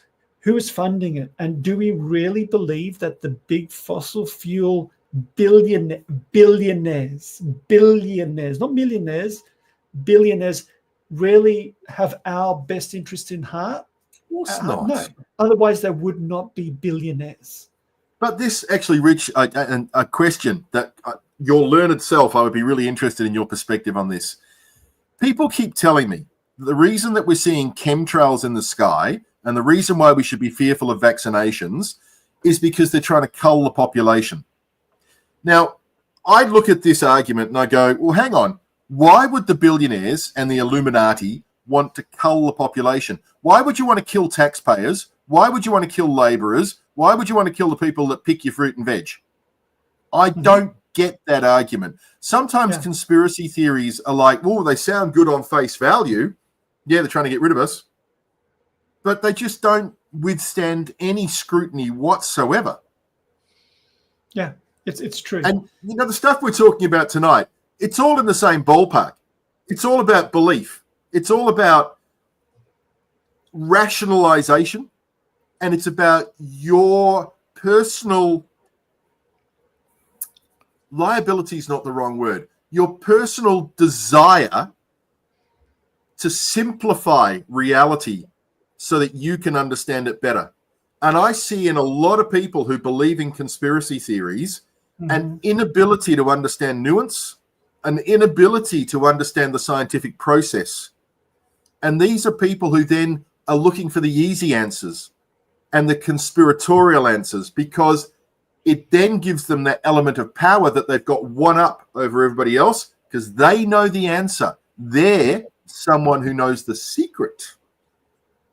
Yeah, there's an addiction of certainty through most people who, and look, just to clarify, of course, there has always been conspiracy theorist types of people. They just didn't have the platform that they have now. Everyone has always looked at stuff and thought, no, that's the government are doing it, the medicos are doing it. Just always had an opinion on stuff like this. Now, what the internet has done is exposed us to all of the lunatics out there. And even worse now, removing moderators from Facebook and other social media. On the flip side, we've also got access to, you know, the Neil deGrasse Tyson people and Brian Cox and stuff like that, that we can hear firsthand what's happening in this amazing world in which we live. Whereas before, anything that Neil deGrasse Tyson would have said, we would never have heard about it. We would never have seen it. So there is negatives and positives. But I really want to encourage, we're on the home stretch, ladies and gentlemen, watching tonight on YouTube. It's just another really quiet night. I don't know why, but we live in hope. As I said, I'm going to go through to midnight, which will be, I don't know what time wherever you are, but certainly that's Australian Western Standard Time. It is a Wednesday here. So hopefully people will start to wake up, as in getting out of bed and literally waking up. To wake up, you sheeple. Yeah. Wake up, do your own research. And hopefully we can get some more people involved and having a chat with us. We started out talking about tonight, asking the big question, which we kind of had deviated, which is okay, because that's just generally what happens. But we were asking the big question, which I can't even find now because it's so big. Would the world be a better place without religion? One of the great debates, if you've never seen it, speaking of Christopher Hitchens, he's on a panel with Stephen Fry. They're on one side. There's Anne Widdecombe, she's a Catholic. She's a politician in England. Anne Widdecombe, I don't know if she still is, but she was a few years ago. And this debate is in an amazing place. There's also a Ugandan, I think, a bishop from Africa, and they're debating is Catholicism a force for good in the world, and it's a brilliant debate, and it's in a place which is historically, and I'm trying to think of the actual where they were.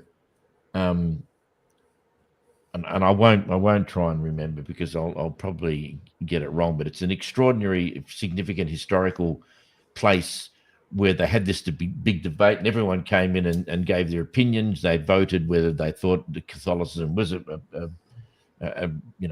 power in the world. At the beginning, they all voted, and then at the end, they voted after listening to it's a bit unfair. And Whittaker and some fairly uneducated gentleman from Uganda or somewhere in Africa, but against Stephen Fry and Christopher Hitchens. Needless to say, they tore them to shreds. And I bet. overwhelming support that Catholicism is not. They just had to bombard them with all of the intellectual ideals, talking about the abuse from the Catholic Church, and you can't. Why you would enter into that expecting to defend the Catholic Church, I have no idea. You're never going to win against anyone. But if no one out there, if you haven't seen it, go and check it out. It's on YouTube. It is absolutely brilliant. So let's move on to my second question and see how long we can stay on it before we drift off on something else. If there's no religion, what about all other non-factual beliefs? What happens if they're in a world with no religion? What would ever have happened? Where did tarot cards come from in relation to beliefs of spirits and gods and all sorts of things? Talking to the dead, astrology, lucky numbers, faith healing, mind reading, all that kind of stuff. Did that stand the test of our theory of living in a world without religion? What would all of those things still come about, do we think, or would it just be a world void of anything like that? In which case, as Hitchens said, would there still be, things that are there now? Would people still compete? Would there be hate and wars and all sorts of horrible stuff? I know it's impossible to know, but it's kind of an interesting theory. Can't really go to war over acupuncture, can you? But at the same time, Maybe. Rich, actually, your opinion on this, is humanism a religion? I don't even know how to answer that, because the way I formulate Christianity, another word for it is humanism, or the outcome is a very high view of the human. And I'll take a quick digression into theology for it, because the central claim of Christianity, one of the unique things about it, especially for its time, wasn't that a God came and did its thing. It was that a God fully revealed himself as God, and what we found was it was fully human.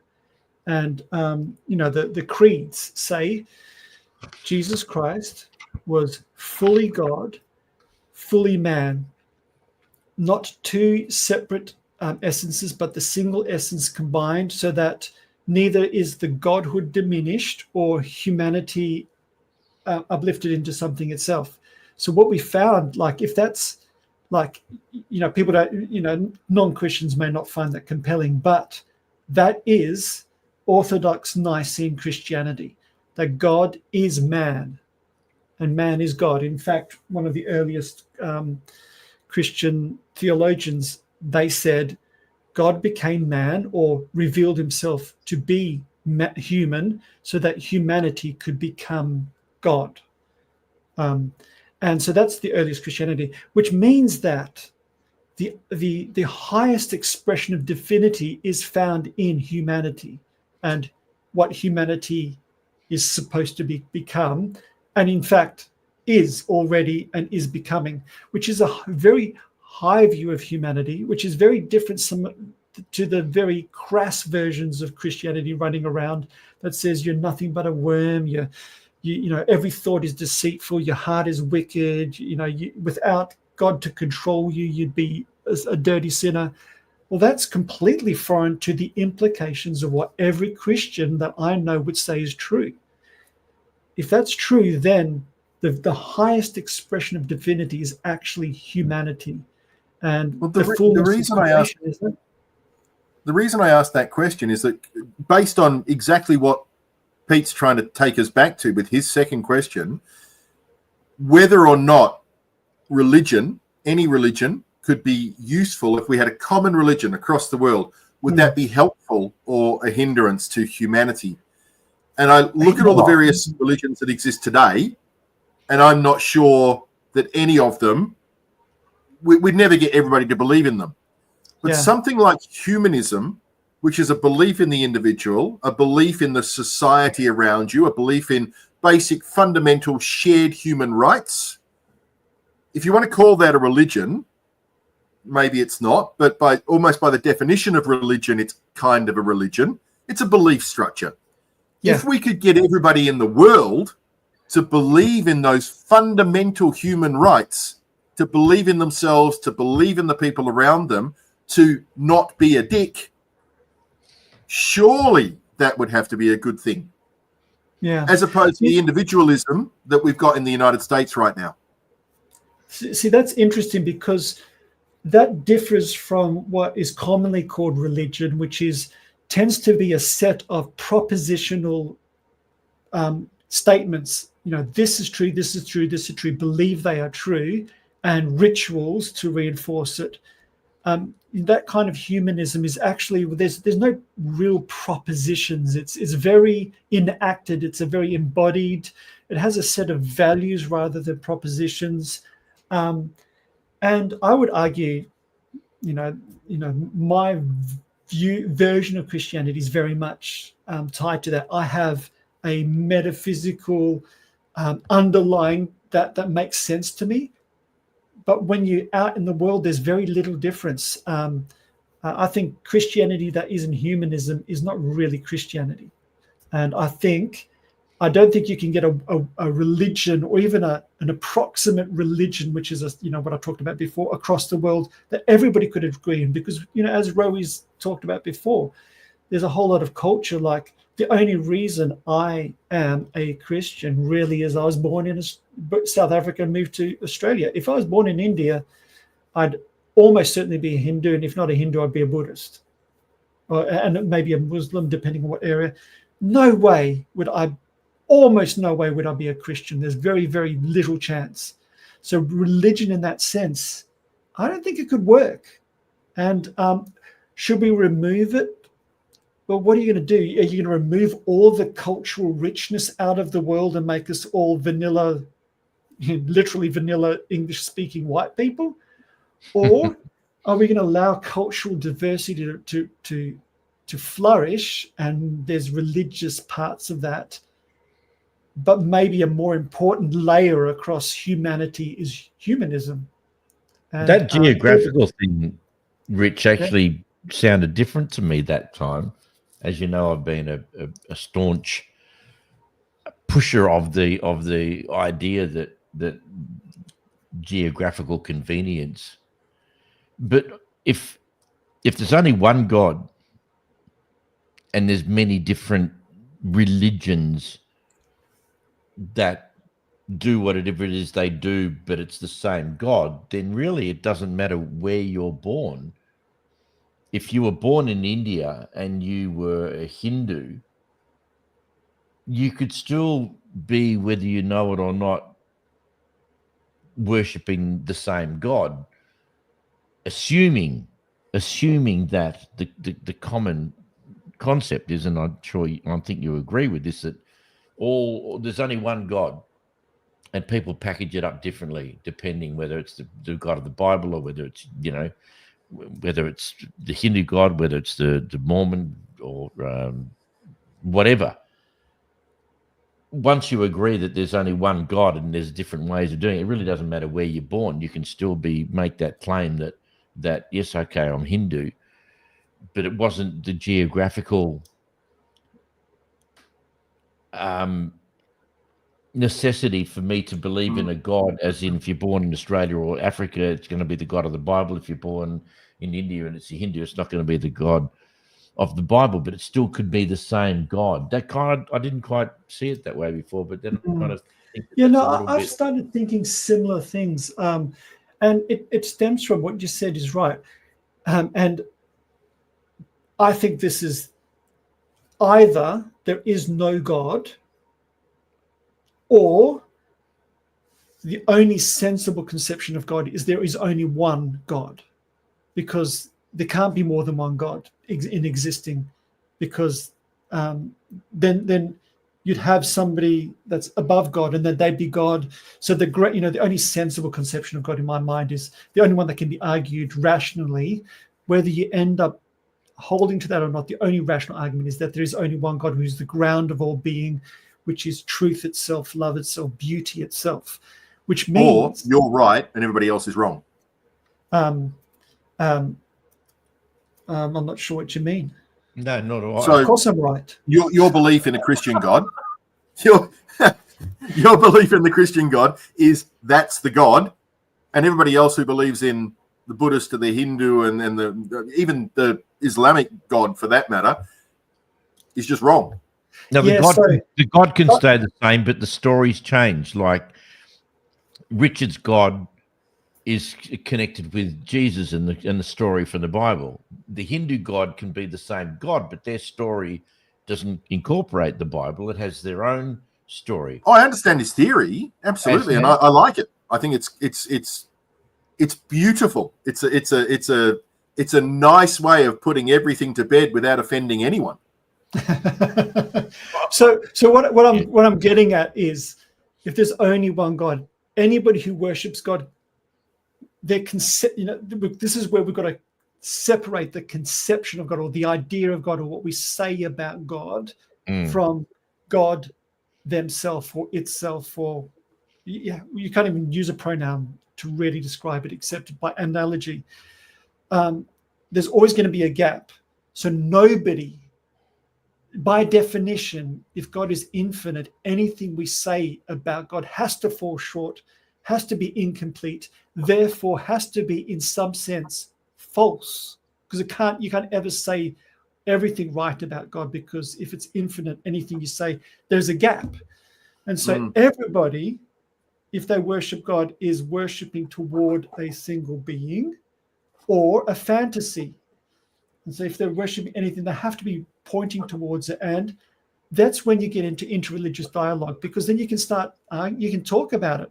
Is there historical evidence? Well, yeah, there's very little. In fact, it's clear evidence that a lot of the foundation myths of certain cults is just false. So you can go, well, that conception of God cannot be real in any way, because there's no historical basis for those stories you're saying. And then you talk about, is it useful? Does it work? Does it match up with philosophy, physical evidence, empirical evidence? And you can sort of move toward it, but nobody can actually reach God in and of itself. So that's where Christianity can talk to Buddhism, can talk to Hindu in that kind of space. If you really do realize that if we're talking about a bunch of beings, we're talking about the equivalent of Zeus and Thor running around, and there's no evidence that that is real. In fact, all evidence points to the fact that there's no super beings running around. There can only be the classical theist God, and that means that we have humility, that we all know that if that's the truth, we can never say everything that there is to be said about God, and everything we do say falls short. So there's a lot of humility about that.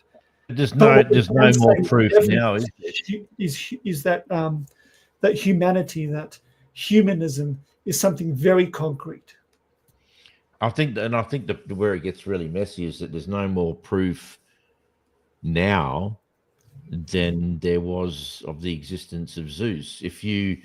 And actually, that'd be an interesting thing to do, Rich, is to draw parallels between the two. And there was certainly a legitimate reason for people to create gods, a degree gods. There was absolute reason to create them, to fill in the gaps of what the hell is going on, to find an explanation, to simplify the fear and the unknowing.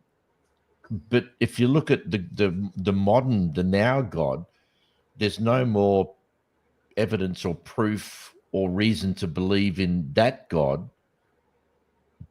than there was in Zeus. In fact, there's probably more reason back then, because the generation of trying to find out explanation to these things was a fear or an intellectual understanding about what was actually happening.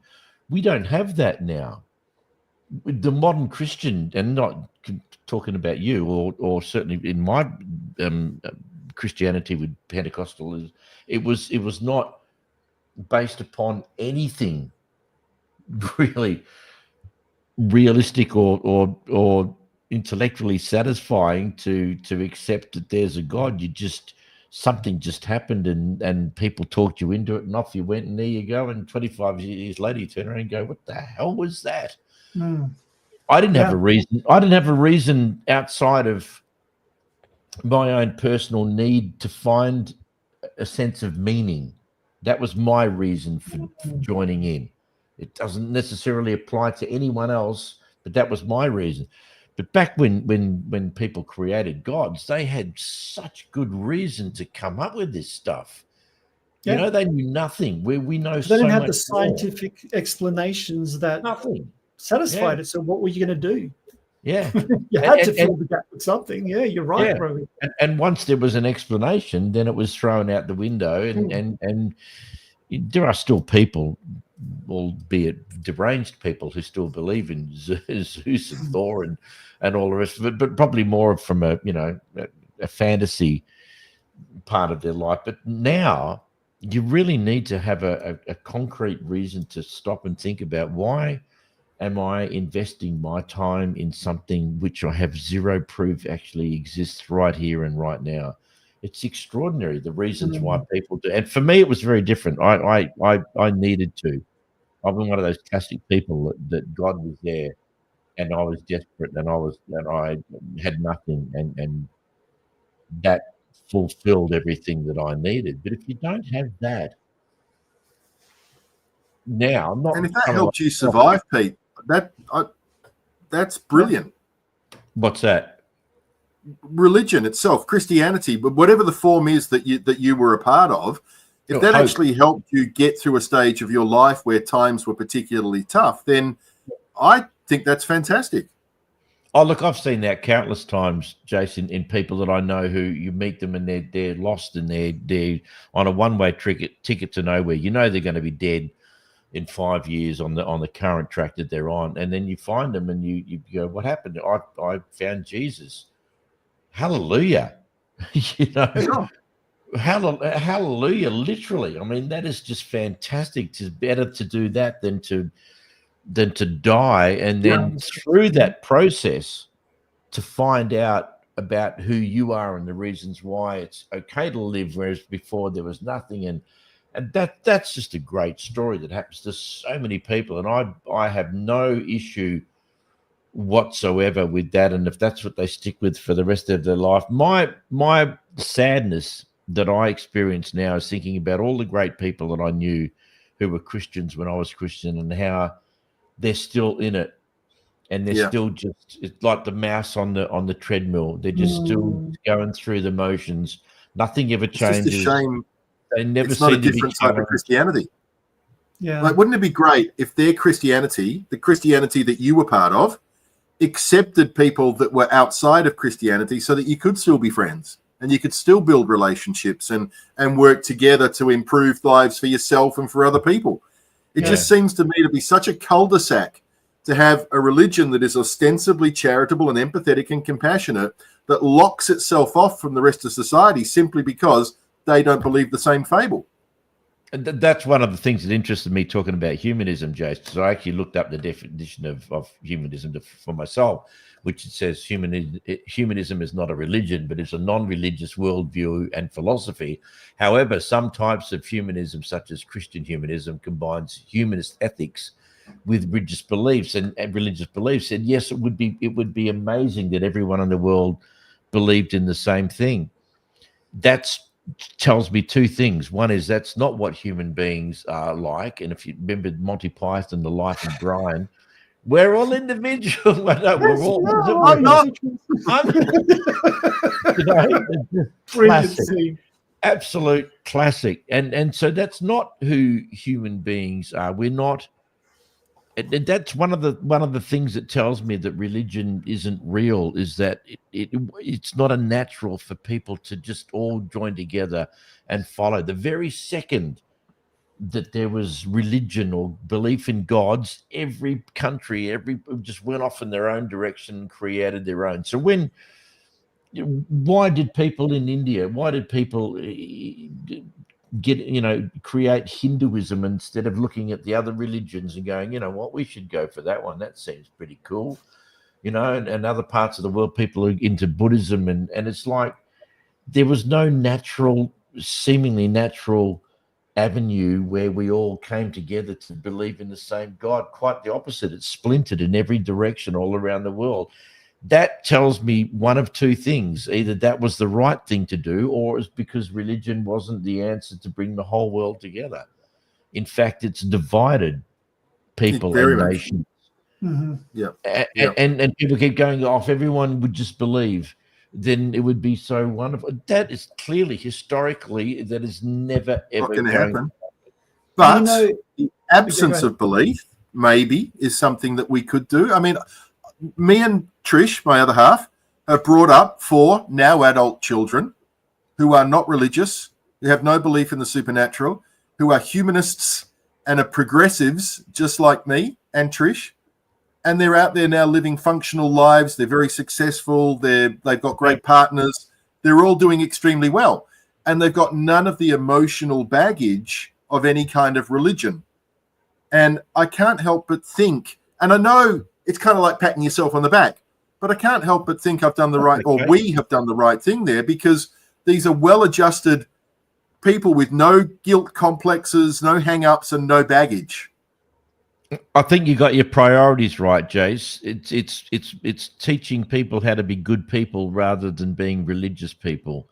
That's the order in which it should go. And if teaching people to be good as you are good doesn't work, then there's the possibility of perhaps introducing another avenue of appreciation through the character of Jesus or whatever. But if you bring up people and they're great people and they're kind and they're considerate and they're caring and they're loving, and you've never needed religion in order to do that. Jesus Christ wasn't anything unique other than he was who he was as a human being in history. There's plenty of people before him, plenty of people after him who said exactly the same kind things and taught about love and acceptance and all that. It's not a unique thing. There's nothing unique about Christianity or Jesus. I mean, Richard might disagree, but it's like if there was the only way you could possibly be a good person was by believing in Jesus, then I would get it. But it's not.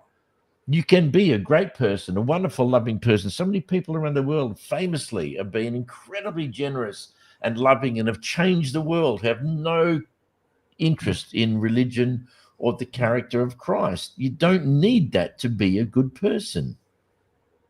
Yeah, see, that's where religion as a moral project just is nonsense. It really is nonsense. And it seems to feature in almost every kind of religious system. Yes. And to me, that's where I break apart from that almost like monolithic, like everything that's sort of religious or Christian does tend to do that. But the evidence speaks against it prima facie. If you can have a good Hindu and a good Christian, and we do, 100% we do, the whole thing breaks apart. So how is this morality attached to a mental assent of somebody's conception of God? It can't happen. And, I don't think we can get rid of belief. I don't think we can all agree on the same thing. In fact, we don't want people to all agree on the same thing. I know when well-meaning Christians say things like, well, if everybody just believed in God, what they really mean is if everybody believed in God the exact same way I do, and I'll tell, the only way that happens is I tell you what to believe, and you better just say yes. Which then, what that really is, without you meaning to be, is you're creating just another totalitarian regime centered around your own personal little experience, a spark of experience that is nothing compared to the human history.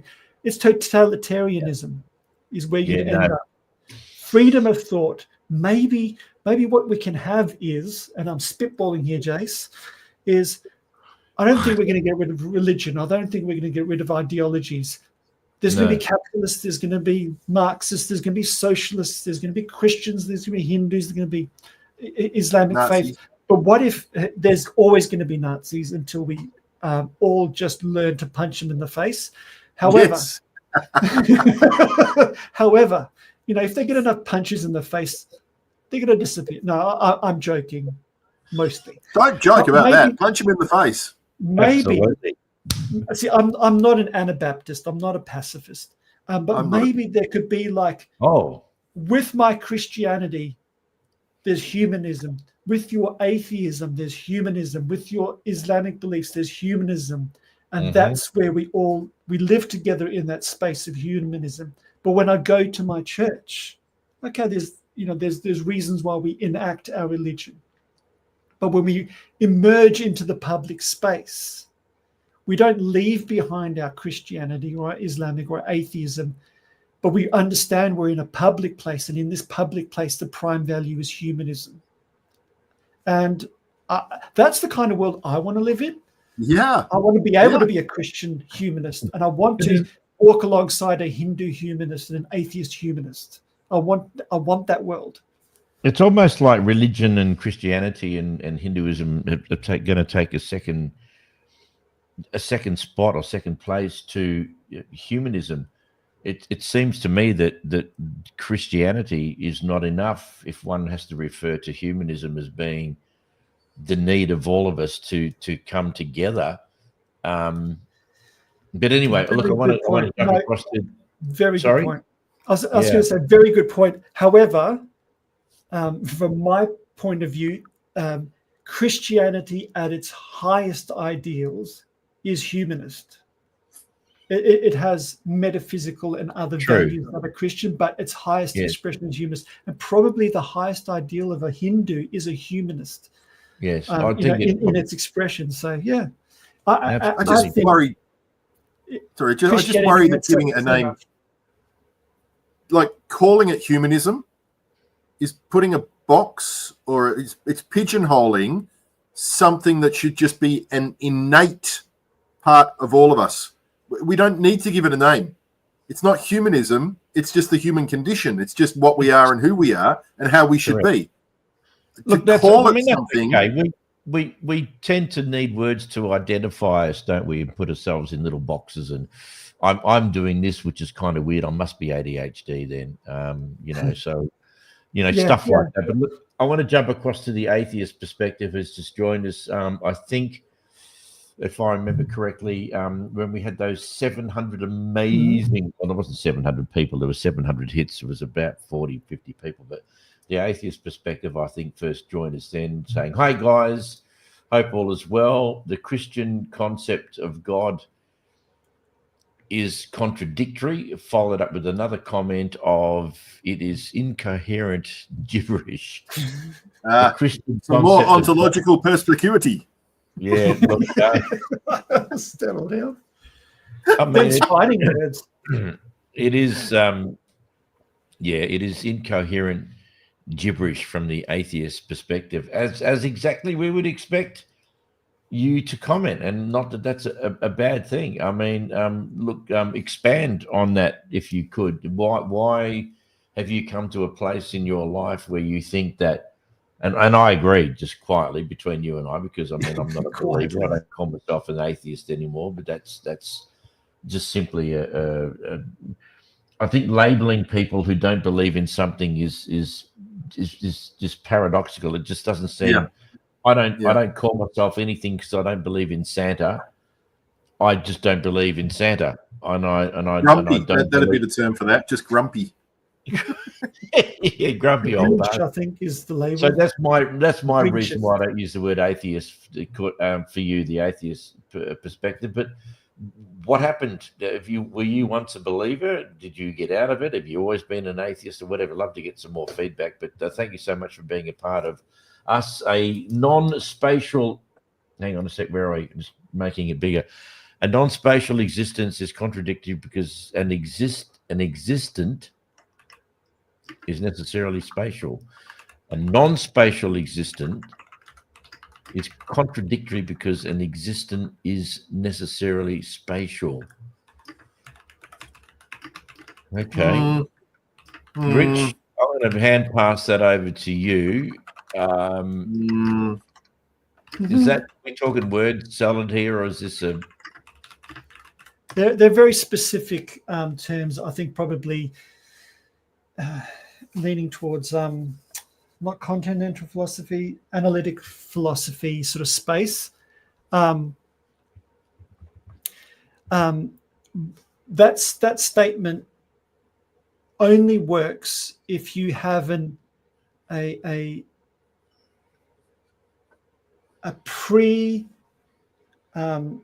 pre-existing idea that the universe is materialist. Yeah, like, you've got to be real to be real, basically. Yeah, so that's a physicalist worldview, which is unprovable. So yes, atheist perspective. If you without you can't prove that the only thing that exists is physical. That's an unprovable assumption that you have to start with and say, this is what we start with. We all agree this is true. There's no way to prove it's true. There's no way to observe that is obvious. It absolutely is. You can claim it isn't, but every person who talks about it says, that has to be true.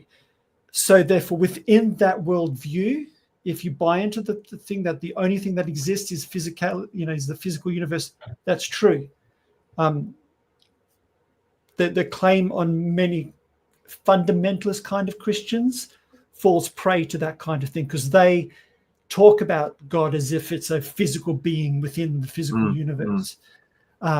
However, classical theism's argument is different. It is, you look at the physical universe, everything that exists doesn't exist in itself. It needs a prior cause. It needs something outside itself. And you look down the chain of reasoning, then you go, okay, well, what is the ground of all these beings? The ground of being is another name for God. And you get to that point, you either have to go, well, it is because it is. It is because it is, and we just claim it, or there is a thing called God, which is the ground of being.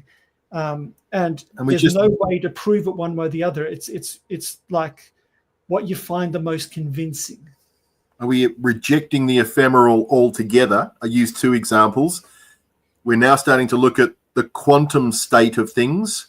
And I asked the question straight away about the physicalness of the quantum state. But taking it a step further, the arguments that I'm now starting to hear about whether or not we live in a simulation. And just to take that as an intellectual exercise, whether or not we live in a simulation, then we start talking about the existent. What does that even mean? If we're in a simulation, what is physical, what is not? Boom. Yeah, that really does your mind in when you think about it. But yeah, the idea that a non-spatial existent is contradictory really depends on what you mean by existent. And that's not a settled fact. That's a philosophical, an ongoing philosophical debate. If it was proven one way or the other, every intelligent person would just be on one side or the other. Yeah. Just this is what happened the other night, guys. This went 700 times, and it was just it's crazy. People just jump out of bed and start. Yeah. Another comment on nominalism. The mind is a substance but that makes a category error. It is a label for the total cognitive activity of a spatial form. Can I just say one thing? I understand some of those words. Yeah, that's literally just a claim that depends on a unsubstantiated, unprovable claim that the only thing that exists is physicality. That cannot be proved. You can't prove that the only thing exists is physical, because that's the only thing we can see, because you can only see the physical. It cannot be proven. And we've got very good arguments that there should or could be something outside of it. What about the alternative? What if the opposite was true? that there is no physical, that everything is ephemeral. Like, there is no proof of the reality of you guys, none of you existing. From my perspective, you're all just an expression of my own consciousness. Where's the physicality in that? Where's the spatialness in that? Yeah. The only thing we have direct access to is our own first-person thoughts.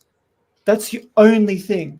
Everything else has to be argued philosophically. You don't have access to empirical evidence. You have second-hand access to what we all agree is physical evidence, empirical evidence. We only have access to the first-person perspective. We've got very good reasons for believing there's a physical universe on the other side of this, but that's not a given. In fact, we don't have access to it. We only have access to our thoughts. And so for you to say it is grounded, that the physical universe is a grounded fact is actually, I don't know, you may not understand the argument, you may not find it convincing, but you can't say it's a settled fact. That's gibberish. That literally is gibberish. Thoughts are spatial activities. Well, I don't know. I don't know if I agree with that. How do you measure it? What are the bounds? What are the parameters? Look, I think... But yes, I will say this, atheist perspective, within, if you really believe that the only thing is a physical universe and there's nothing outside of it, it's quite convincing, and it's the death knell to a lot of people's conceptions of God. Many fundamentalist Christian and other religious conceptions of God fall prey to what you're talking about. You're 100% correct on that. However, classic theism, everything you say does not impact that one bit. Like all of your arguments, yes, okay, good, but they don't impact classical theism. I think this is what happened. This is what happened last fortnight when we had, that was the night where the 700 comments. People are coming on and not understanding what it was we're actually talking about to start with. So this becomes an intellectual argument about stuff which I can guarantee you at the end of this, no one will be convinced of either person's argument. And I don't think it's helpful.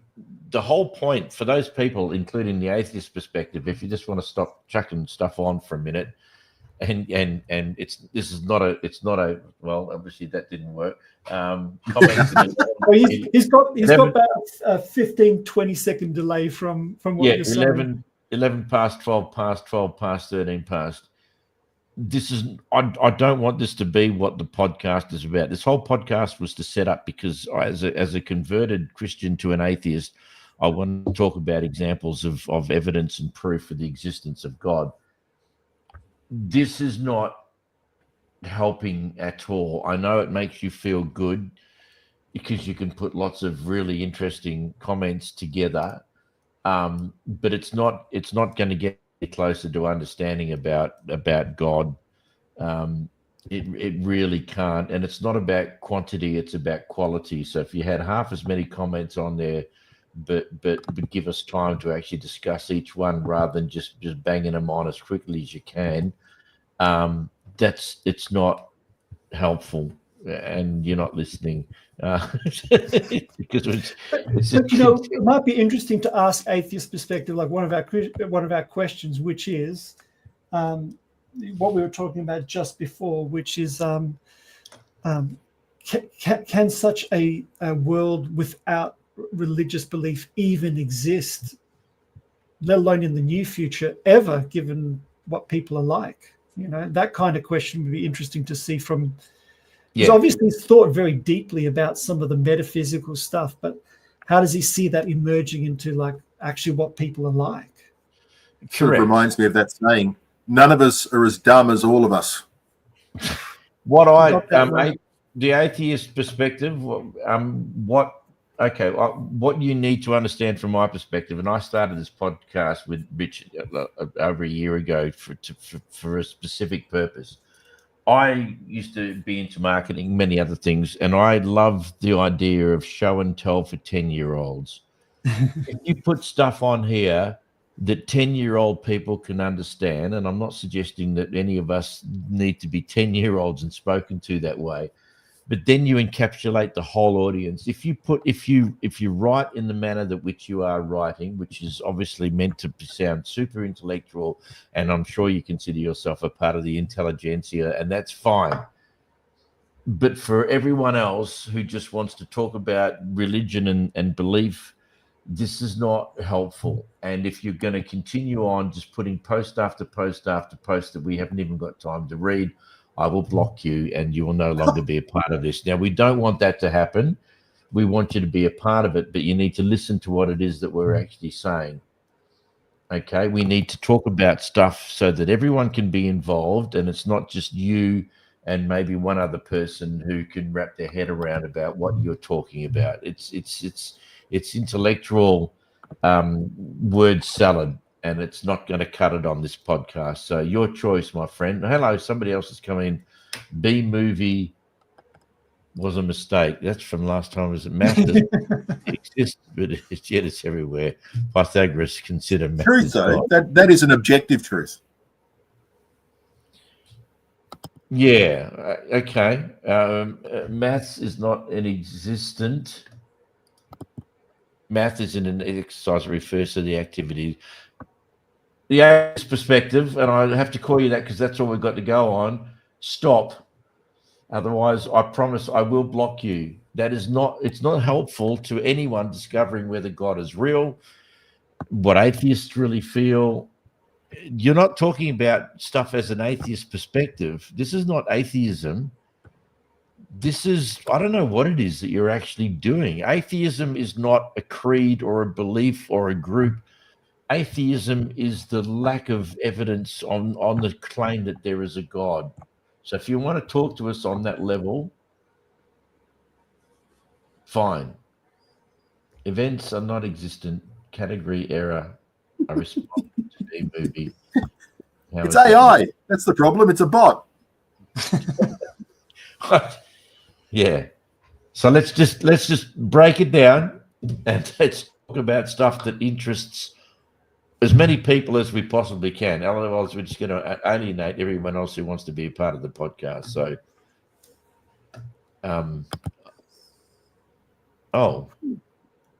see that's not Jace, is it? It is. It is a very young I know, Jace. It's a young Jace. He was 11 when he took that photo. Excuse me, I'm topping up my glass. Be quiet. You've never hidden behind that before. Yeah, it's impressive.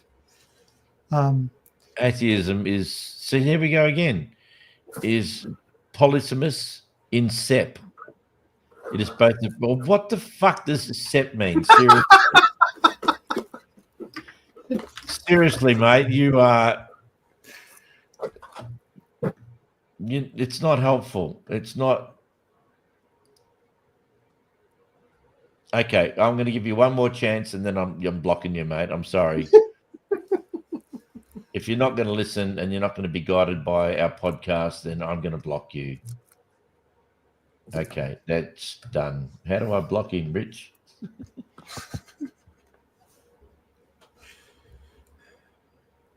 So mean. He's a big meanie. I understand. Typical bloody atheist. More than No morals. Blocking me, I don't care. Oh, God, that's awful. What is that?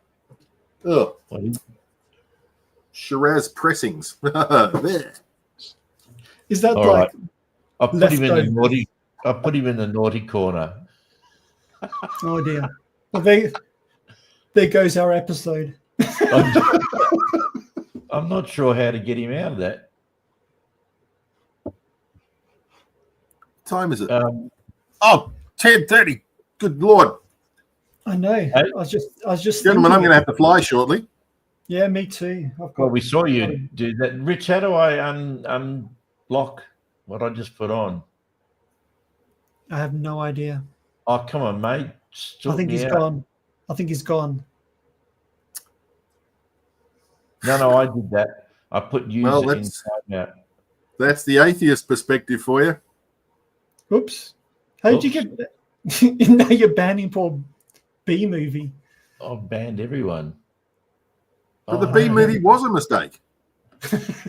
How do we get it back? I have no idea. But don't ban Fenton. No. There must be a way of getting all those comments back.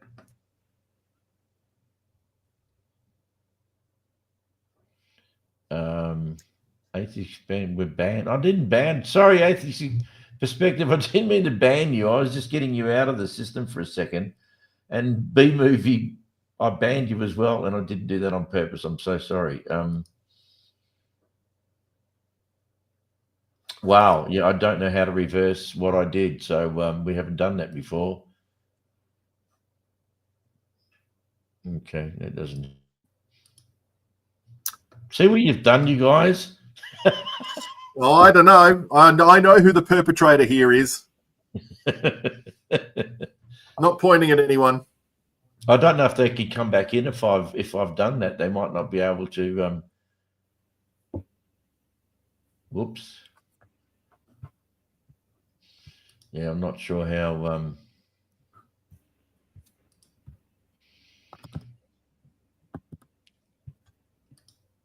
Not sure how this happens. Oh dear. Whoopsies. So, guys, if you're listening, please feel free to come back on if you want to behave yourself. Well, B movie didn't misbehave. All right. Talk among yourselves for a sec. Oh, there he's gone. I'm coming back. Hang on. Oh, he's coming back. Right. Can we talk about things that are off the subject while he's gone? The adjudicator is not here.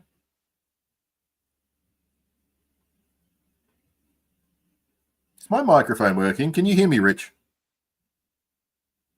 Where's the audio gone? I can hear you great. I was going to say, because I couldn't hear you, and I was like, well, that's weird. Interestingly enough, looks like there's some massive earthquakes happening in the Aegean Sea at the moment, just off Santorini. And I'm talking major, like they're talking about some of the biggest earthquakes potentially in the next few days that we've seen in the last 1,000 years. Far out. Yeah, it's pretty full on. And Santorini itself, I don't know if you're aware, Santorini is an island just off, it's a part of the Greek islands. It's basically on the crater of an old volcano, last exploded in Minoan times, but it's about 30 kilometers to the northeast that there's a cluster of earthquakes happening, not from tectonic movements, but from magma coming up, which has the potential then to be a supervolcano, which is pretty bloody scary. They're telling people to evacuate Santorini. God works in mysterious ways, Rich. I reckon that's a bit more mysterious than I want it to be.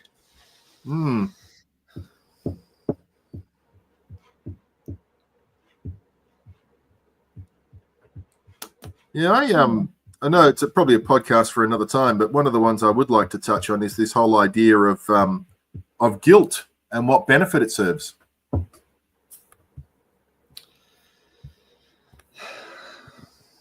That is interesting, yeah, because there's... Sorry, Gentry. Are you back? That's not us two. Still no one commenting, eh? That's a bugger. Well, you banned them all. Yeah. All it said was to pause them. I know. It's going to be crazy. I'm just appeared. I mean, yeah. I don't know how to change it, but look, that's okay. I was listening to what you guys were saying, and it's interesting. But yeah, hopefully, does that mean that no one else can? No, they're still there. It's just those two, and there would be a way to unban them. We just have to find out how to do it. Yeah. I mean, look, the atheist perspective did do that a lot last time. It was more kind of interested in having an opinion and trying to blind everyone with science, I think, rather than just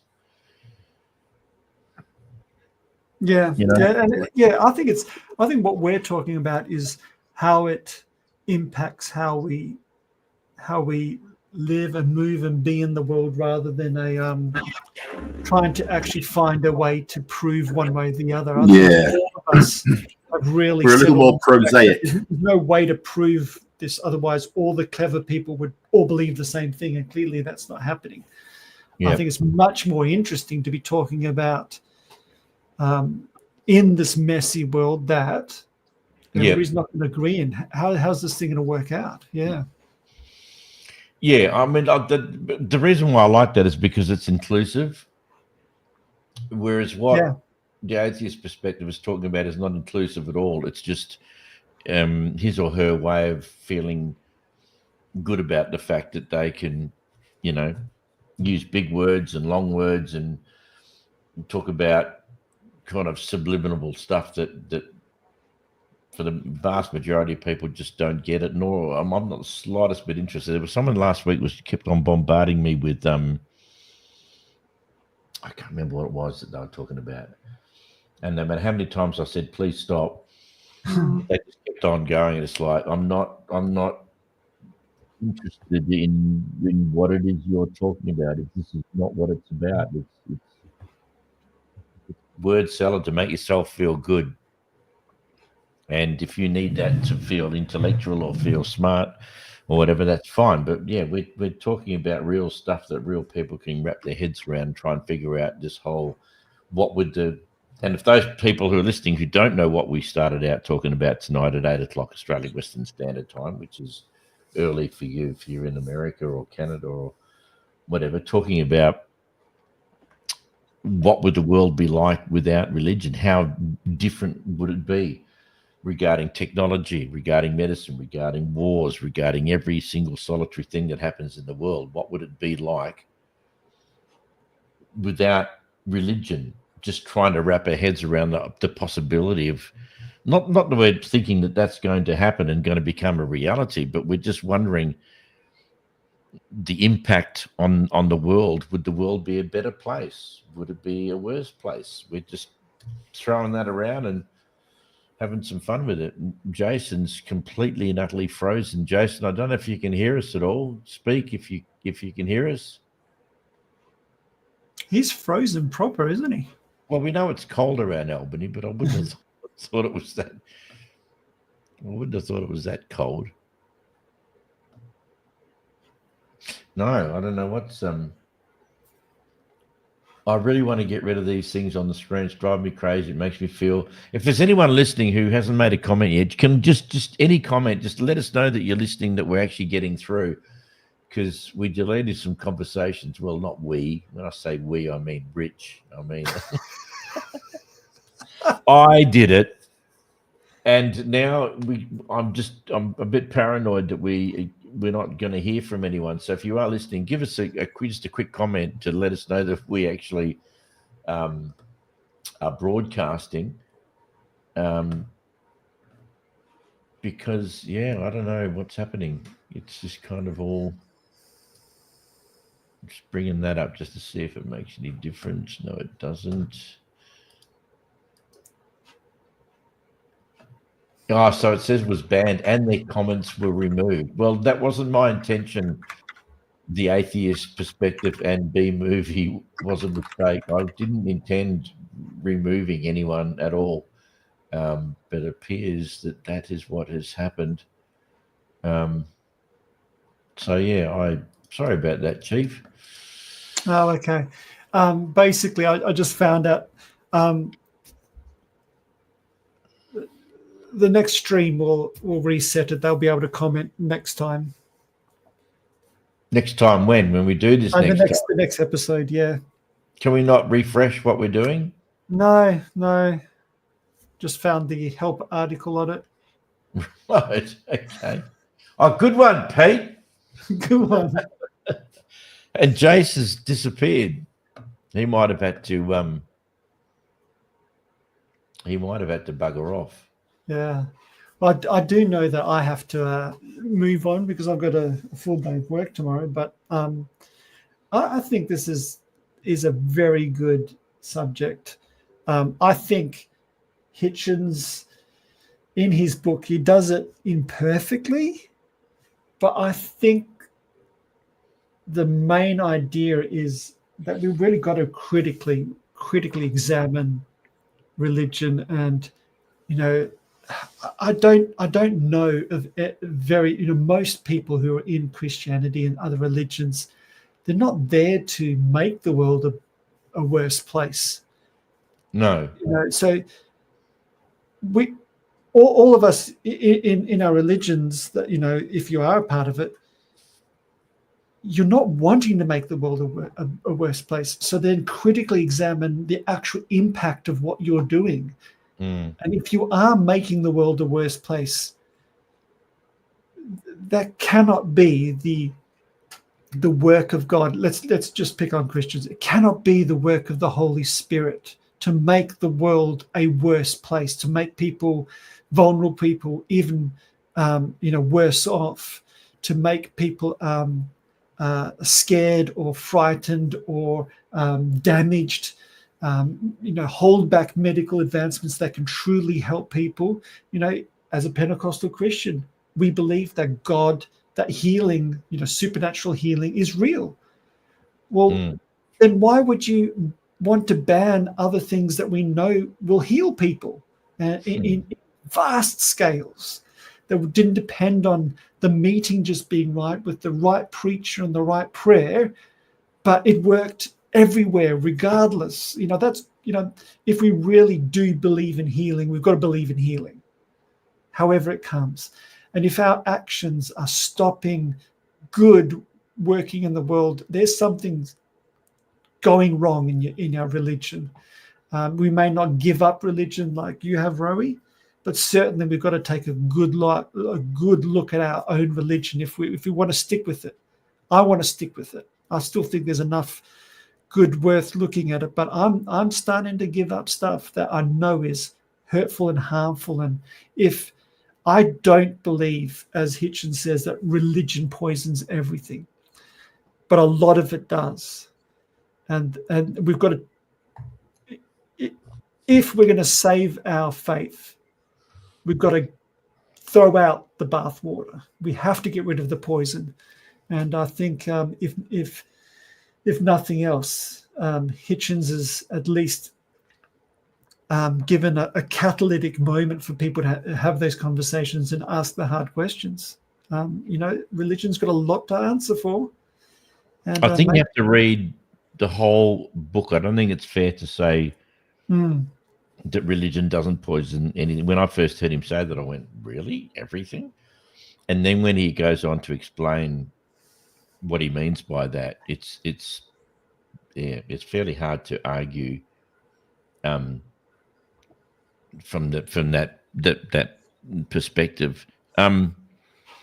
Tam and Kirk are listening, and God love them, said Tam and I are here, Rowie. So thank you so much for letting us know that it's still actually working.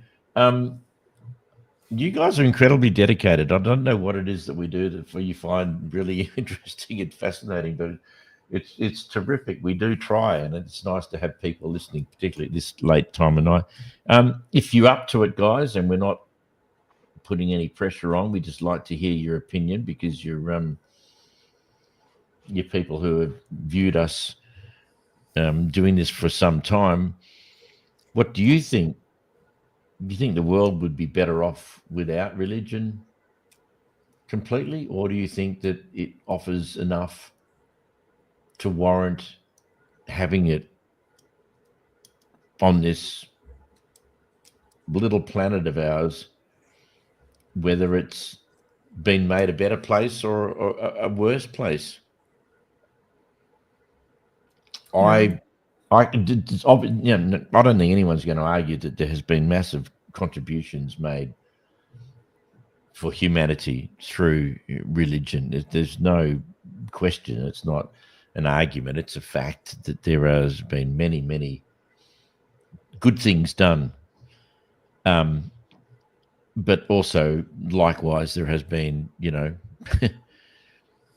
too many atrocities, too many deaths flowing under the flag of alleged freedom through Christianity, and I don't think it's been helpful. And I think that, and it's not a competition, drawing up who's going to win the votes on who's done the best. People who, and I'm not going to call them, people who say, the opposite to Christianity is atheism. That is just so not true. It drives me crazy. You have Christians on this side and you have atheists on this side. Atheism is not the opposite to Christianity. It's not as I said before, it's not a creed. It's not a group. It's not a religion. It's just the word should not exist. The same way that there's no words for everything else that you don't believe in. All you say is, I don't believe in this. I don't believe in that. With atheism, it's become it's a hot word that people love to say it. I'm an atheist. Do you even know what it is to be an atheist? An atheist. I don't think most people do. I think that they think it's a tool, it's a group that I can feel like I'm a part of, and we're all going to stand together. Most atheists that I've spoken to are a bunch of aggro, obnoxious people who don't do themselves any favors by just simply saying, I'm not into it. I'm not convinced. I'm not convinced. My whole stance is about not being convinced. I was convinced. B movie's back. A proper word would be naturalism. Yeah. That is a good, that is a very good word, because I think, Rowie, as you're speaking, one of the things, and I'm going to have to leave soon, so I'll probably make this my last comment, is that I think what I hear you saying, and I have the same sort of sense. Atheism is almost like everything that we're not. It's always it worked in a society where if you were in England, you were a member of the Church of England, you were a believer, so that was like the default. And if therefore if you didn't believe it, you gave yourself a label that defined yourself as, I'm not that. Well, we can't, it's not, Christian belief is not the default anywhere anymore. And so atheism as a stance against, there's no one thing you're standing against, and it defines yourself as being against everything that could be, and it's not monolithic. And I think what B movie's going on there, and I think it's good, is naturalism is a positive statement that says, this is how I see the world, and this is the implications of how to live in that world as a decent human being. And I think that's that kind of framing is important, because it already starts the conversation toward where you're moving towards, not defining yourself as what you're against. And a lot of, and you'll know it, Rowie, and I think it's natural, a lot of Christians who are exiting the faith, so to speak, you go through a stage where you define yourself as everything that you're no longer.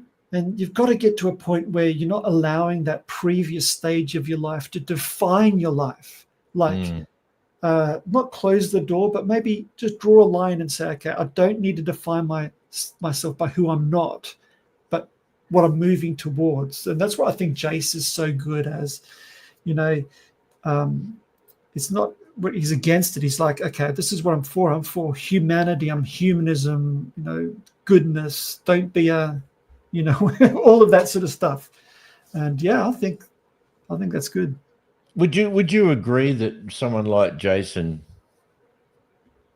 and let's just use it as an example, there's nothing that could be improved with his outlook and his belief and his attitude toward people?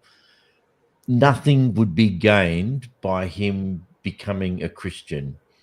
from my perspective, I believe that 100% to be true, that there's nothing that he would become that he isn't already. Yeah, like in relation to the way he relates to other people. Yes. All of the Jesus' whole message was about improving yourself in relation in a world where people didn't necessarily treat people the right way. If I'm just going by the historical evidence of the nature of people back then, and then suddenly Jesus came along, who was nothing like anyone else had been like, and people are going, "What you mean care for the poor and the people in the streets, the beggars? We should be nice to them and love them and care for them? Are you kidding me? Who is this dude?" That okay.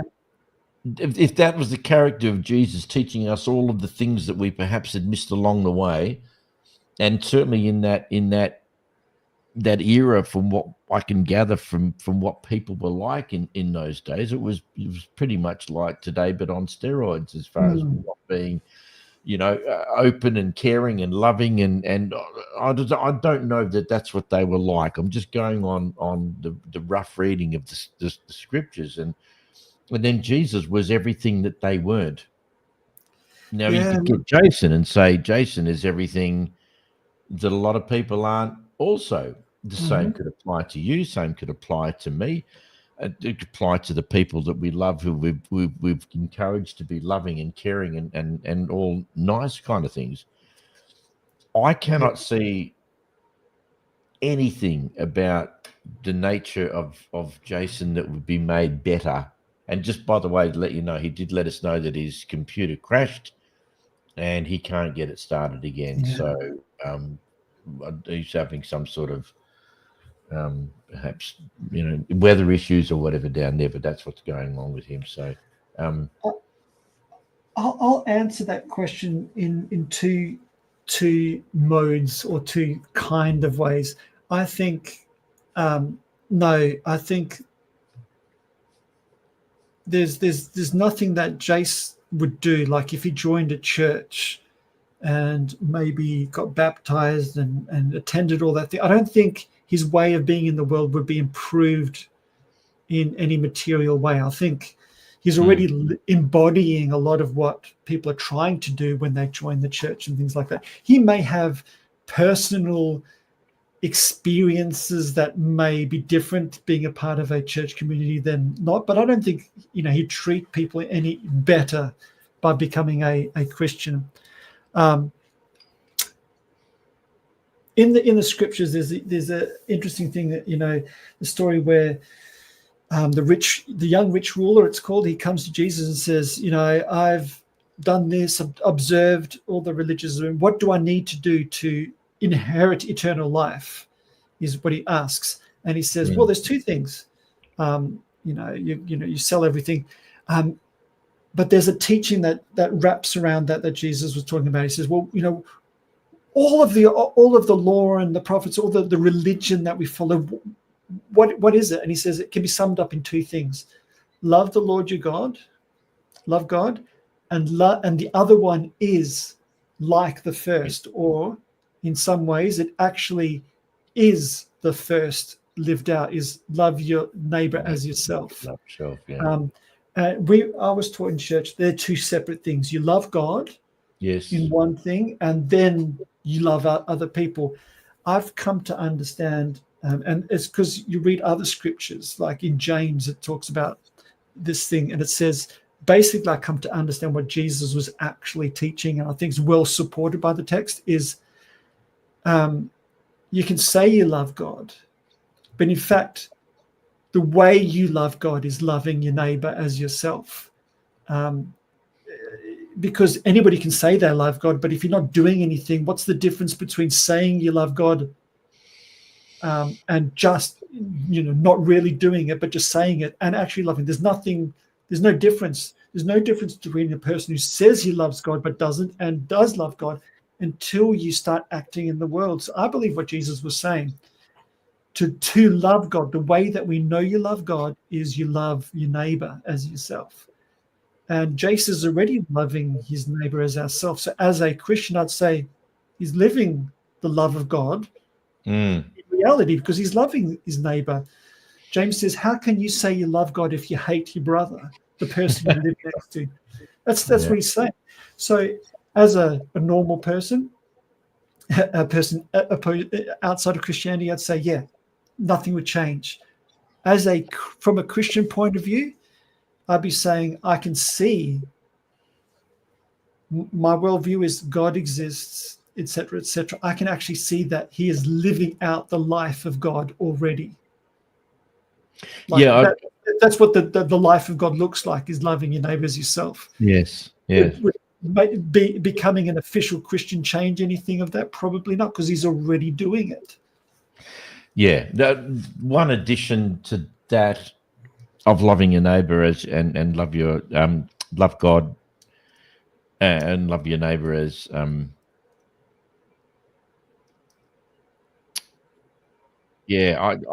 the only addition I could make to that, I think, would be that what I saw is that in the act of loving God would then enable you to be able to love your neighbor. In other words, if you couldn't love God, someone who you can't necessarily have a personal relationship with, as in it's a lot to do with belief, whereas your neighbor is actually a real human being. If you love God that way, then it would be easier or more capable of loving your neighbor once you've done that. That's how one flowing. Yeah, and that's how I was taught as well. And I would say now I've actually see that as slightly different. I'd say that loving your neighbor is how we know you love God. In fact, loving your neighbor is how you love God. Well, it is loving God by loving your neighbor, isn't it? Yeah. The definition is how do I love God? I love my neighbor.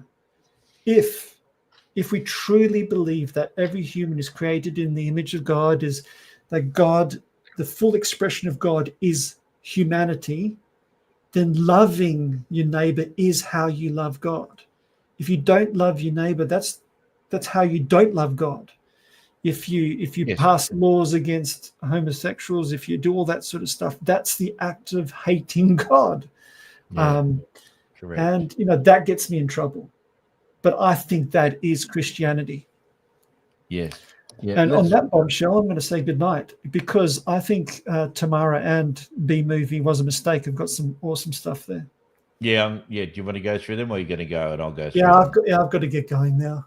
Okay. All right. No I'd worries. love Thanks, to. There's some good stuff there. Yeah, there is some good stuff. Appreciate it, mate. All right. Have a ripper. We'll talk to you soon. Yeah. See you, mate. Cheers, mate. Bye.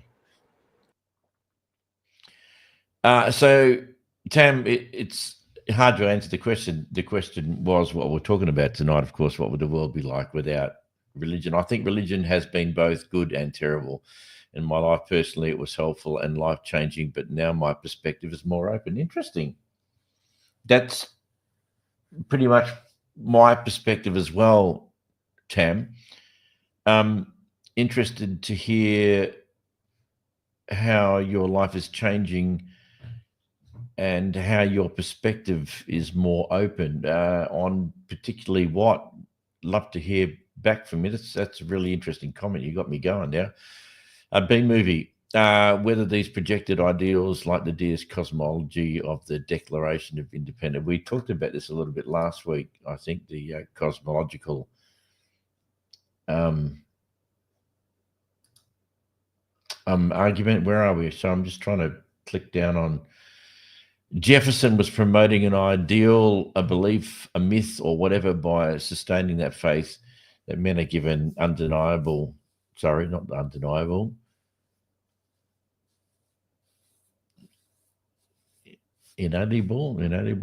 are the kind of belief that's sought to be done because the USA is promoting. Okay. B Movie, a degree of freedom, and there are these other terrible societies that could potentially threaten human individual with a form of tyranny. I don't know what subject we've actually gone on to here, because it's not what we were talking about before. Chinese totalitarianism or fundamental Islam. Wow. So even if these beliefs, ideals, and myths is a beautiful belief in order to practically guarantee freedom for people in the face of concrete threats and real existential enemies who I don't know what you guys have jumped onto. I must have missed something. Thanks for the convo, fellas. Tam and I are signing off too. Thanks, Kirk and Tam. Love you. Thank you so much for being a part of it tonight. Really appreciate it. It is getting late, but hopefully we can catch you next Wednesday, which will be, what will the date be next Wednesday? It will be the 19th, Wednesday the 19th of February next week at 8 o'clock Australian Western Standard Time. We will join you then. Thanks, guys. Appreciate it. Where's that one gone? Uses tyrannical belief, ideals, or myths to indoctrinate others. Again, I don't know what conversation you guys have jumped on to. I might have missed something. Thanks, Rowie. Thanks, Tam. Love you a long time. Cheers. So if you've just joined us, we started off the night talking about we actually started the show with Hitchens. I wonder if I'm able to play you the beginning of Christopher Hitchens.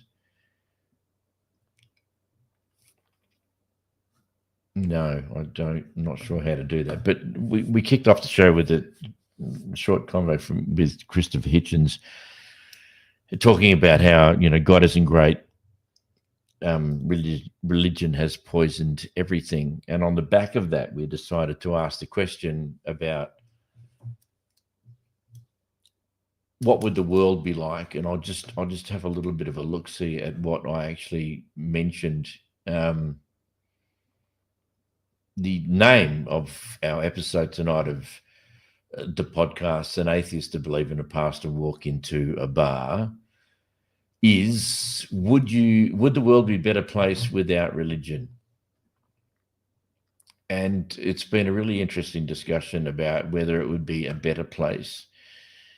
It would certainly be a different place. We talked about humanism and what the world would be like if everyone was just, doing the same thing.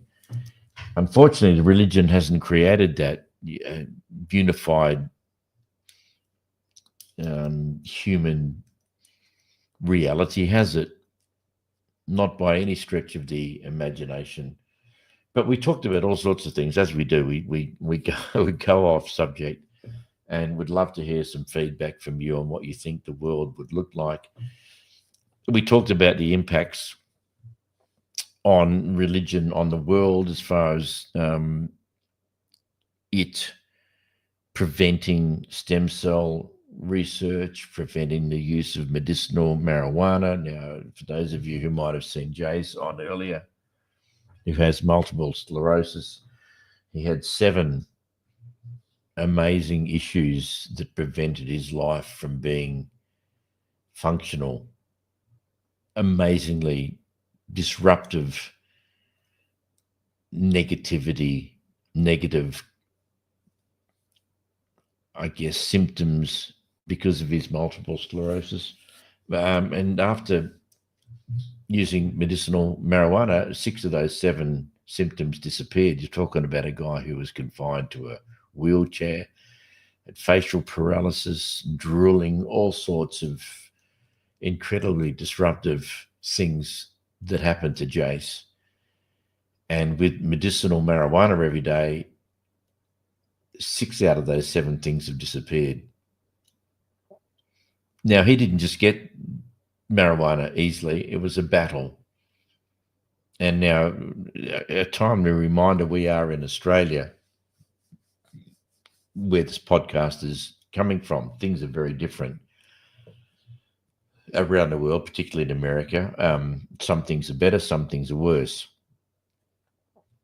Was not easy for Jace to be able to get medicinal marijuana in spite of his multiple sclerosis. But he fought and ended up with it, and it changed his life. Now, does that mean that everyone else can suddenly get freely medicinal marijuana to fix their problems? The impacts on Parkinson's disease, on Alzheimer's, on all sorts of issues. The impact of medicinal marijuana is unbelievable. Does that mean that all of the naysayers have went, yay, no worries at all, we'll support you with that, go for it? It's just an absolute nightmare. And we've been battling for many, many years to get medicinal marijuana as a part of treatment for all sorts of ailments in Australia.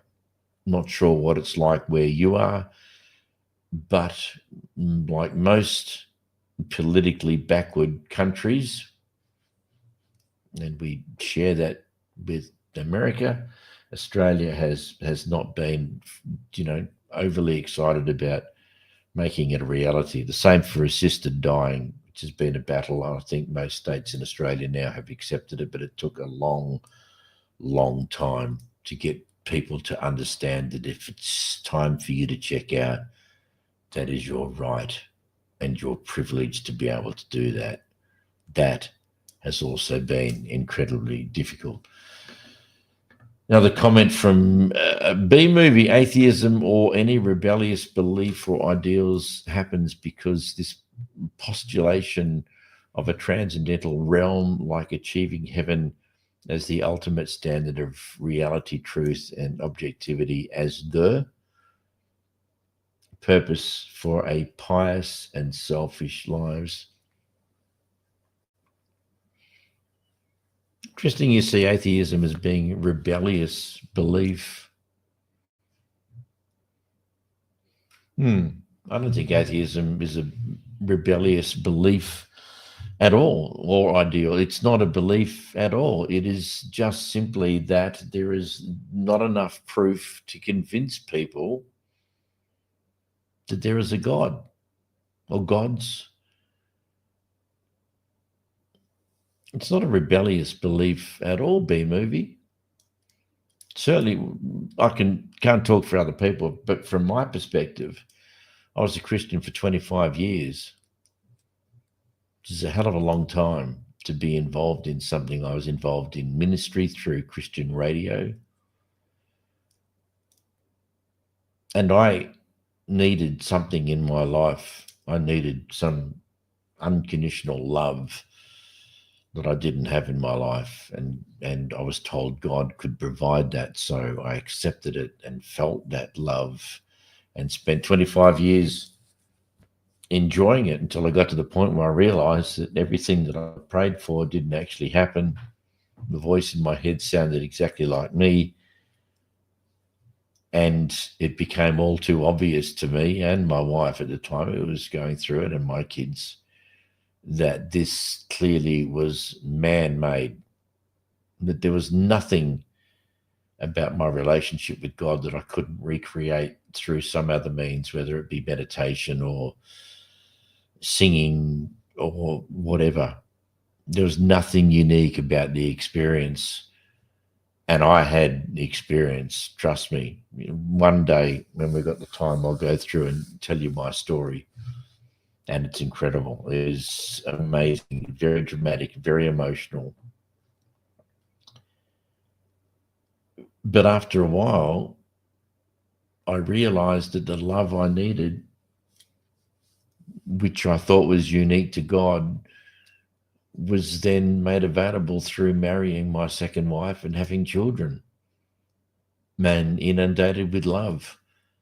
And when I discovered true love of my own, that wasn't an imaginary God, the sense of there being a God disappeared. Skonsky just disappeared. I didn't ask for it. I didn't want it. I didn't expect it. I didn't know it was going to happen. It just disappeared. I couldn't get it back. I couldn't find it. That was it. I didn't need that anymore. And I realized I could be quite happy. So before, I was a good person before I became a Christian. I helped people. I loved people. I cared for people. I was a good person. When I became a Christian, nothing changed. I was exactly the same person, but I had a belief in God. that when I got out of that, I was still the same person, inherently good and kind and considerate. And I still am now. So, B-movie, atheism or any rebellious belief, that is not, that atheism is not a rebellious belief. I'm sorry, but you're 100% wrong there. Purpose for a pious and selfish lives. Disagree and completely. Will eventually lead to nihilism and materialism because it's recognized that this transcendental realm is hollow and that it is more projected ideal. I'm not sure how old you are, B-movie. I became a Christian in my 1988, around about then, 87. I'm 68 now. When's this going to happen? When's it eventually going to lead to nihilism? I don't know how old you are, but making statements like that, you better back it up with some sort of age or some sort of experience, because that's just bullshit. And that the effects of it will be demoralizing, that there is a reversal of the will to truth. These are opinions and claims. And it's ultimately recognized that all the expression of the will of truth, like the Declaration of Independence, including the Judeo-Christian sense of morality and the doctrines of the church. What else you got? The church actually, I take it there's a limited amount of words you can put on one of these comments before it passes on to the next section. We don't use it, so we don't see it. Actually, rationalizations of various subconscious drives drive passion and deep motivation in the human psyche. I don't know what it is. What actually are you saying? What actually are you talking about? You made a statement, you made a claim that atheism or any rebellious belief or ideals happen because there's postulation of a transcendental realm. So let's break it down. Let's get back to the number one thing. You're claiming atheism is rebellious, is in some rebellious behavior. Explain what you mean, because I've told you that I haven't done it out of any rebellious reason. Atheism cannot be put into a group of rebellious belief or ideals. It makes no sense. That's not what it's about. It is just simply not being convinced of the evidence that's been given. So if you've got something to add to that, it is not a rebellious issue. It is not something I'm becoming an atheist in rebellion to something else. Most people, probably like me, just get out of it for all of the other reasons, and then they just hear about this word atheism and then realize that it's actually not. See the French Revolution. Yes.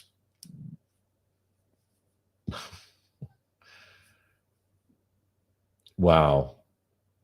What the fuck has the French Revolution got to do with stepping away from a belief in God? Let's just clear up one thing once and for all, B-movie. Are you a believer? Are you a Christian believing in the God of the Bible? Can you just answer me that first before we move on any further? There's no point trying to have a discussion like this if I don't know what your beliefs are, because what you're doing, you're just attacking other stuff. And the French Revolution is not going to clarify this in any way, shape, or form. So what are your beliefs, B-movie? You're making lots of claims, you're making lots of statements. Who are you? What are your beliefs? Because I'm very, very clear in my mind about what my beliefs are. And it's based on 68 years of living and trying and listening and experimenting and being open and listening to where I am now. And so I would just, I'm happy to talk, more than happy to talk, but I need to know some stuff about you so I know who I'm actually discussing this with. So I shall wait your response. And hopefully you tell me, because this could be really interesting. But I want you, once we've done that, to address the statement, atheism, a rebellious belief, where you got to the point where you believe that atheism is a rebellious belief. It's just so ridiculous. It's not it's not something that you can categorize. The word shouldn't even exist. It's stupid. Do you believe in Santa? No, you probably don't. Do you have a name for that? No. Do you believe in the tooth fairy? No. Do you have a name for that? No. Do you believe in unicorns? No. What's the name of you? What do you call yourself for not believing in unicorns or leprechauns? Do you know what I mean? There's no name for those things because they just don't exist. So there's no name for them. You don't have to create a group. We're a group of people who are united, who don't believe in Santa. You know, it's ridiculous. It is so trite. It is so silly. Atheism, for want of another word, is just a way to describe people who aren't convinced about the claim that there's a God. I've never said there is no God. I've never claimed there is no God. I don't know that. What I do know is that I'm unconvinced by the lack of evidence. And if there is a God, I'm more than happy to be open to that. And if there is a God, God would know what would convince me that he is real or she is real or whatever. That's it. I would be easily convinced. And it just seems really bizarre to me that God was, everyone's buddy in the Old Testament. And then he decided to take a walkabout and be silent for over 2,000 years. If that's enough to convince people that God is real, good on you. It's certainly not for me. I don't believe in the doctrines of the faith, but I believe in its constructive power to lead people toward the good. You could be a little bit more ambiguous, but I'm not sure how. I don't believe in the doctrines of the faith. That sounds like a Catholicism, but I believe in its constructive power to lead people towards the good. Okay, that's admirable. It's still deliberately ambiguous. You obviously don't like to label yourself. So you're obviously not a Christian or an atheist. I'm not sure where you are. I don't believe in the doctrines of the faith, but I believe in its constructive power to lead people towards the good. I'm interested. Tell me more. Seriously. I mean, I like that. It's okay. It's good. I'm not judging you saying you need to hear that I'm saying it's good. I'm not saying that at all. I'm just saying from my perspective, I kind of get what you're saying. I just like a little bit more clarity. And if it's one of those things that you don't feel that you can clarify, that's okay too. Just interested in what you have to say. I'm just going to sit here and have a glass of wine while I'm waiting for more people to talk to me.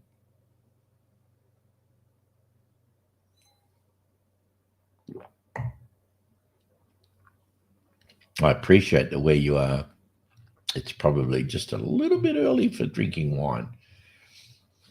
Whereas here, it's 11 o'clock p.m. at night on Wednesday, the 12th of Feb. That's right.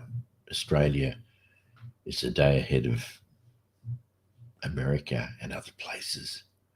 Someone said the other day, if Australia is a day ahead, why don't we just talk to them and find out what happens? Boy.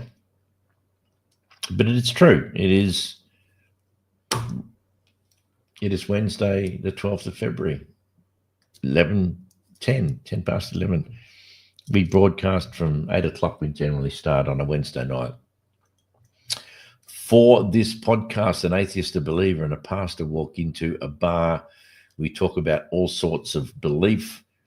We have around about 5 people on the show. We have an ex-pastor. We have a Christian believer who Rich was on tonight. We have Jace, who's an atheist. We have Suresh, who's a non-believer, and me, who is a non-believer. And we are very respectful of each other's views. And we talk about all sorts of interesting, anything to do with belief. If it's about belief, we've talked about if an alien came down to Earth and was viewing our planet, what would they think of it? We talked about where do dogs go when they die. That to date is probably our most popular podcast because it's a beautiful question. Our beautiful Mabel golden retriever puppy dog crossed over the Rainbow Bridge just a few months ago, and it's still very raw, and she was just such a beautiful dog. I don't believe in heaven, but if there is one, cannot believe that there wouldn't be dogs and cats and birds and all sorts of animals there. I'd love to believe that to be true because I'd love to see beautiful Mabel more than anything. But again, we as humans tend to believe in stuff that we want to be true, even if our logical brain says that it's most likely not.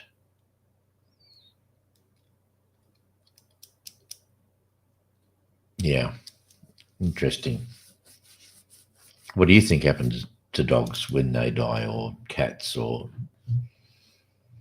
your favorite animal, your horse, or whatever you've got? What do you think that happens? Do you honestly believe that they go to a place where you might see them again? It's a great thought. It's a great story. It's a great possibility. Depends on whether you've got a logical, practical mind or whether fantasy is more real.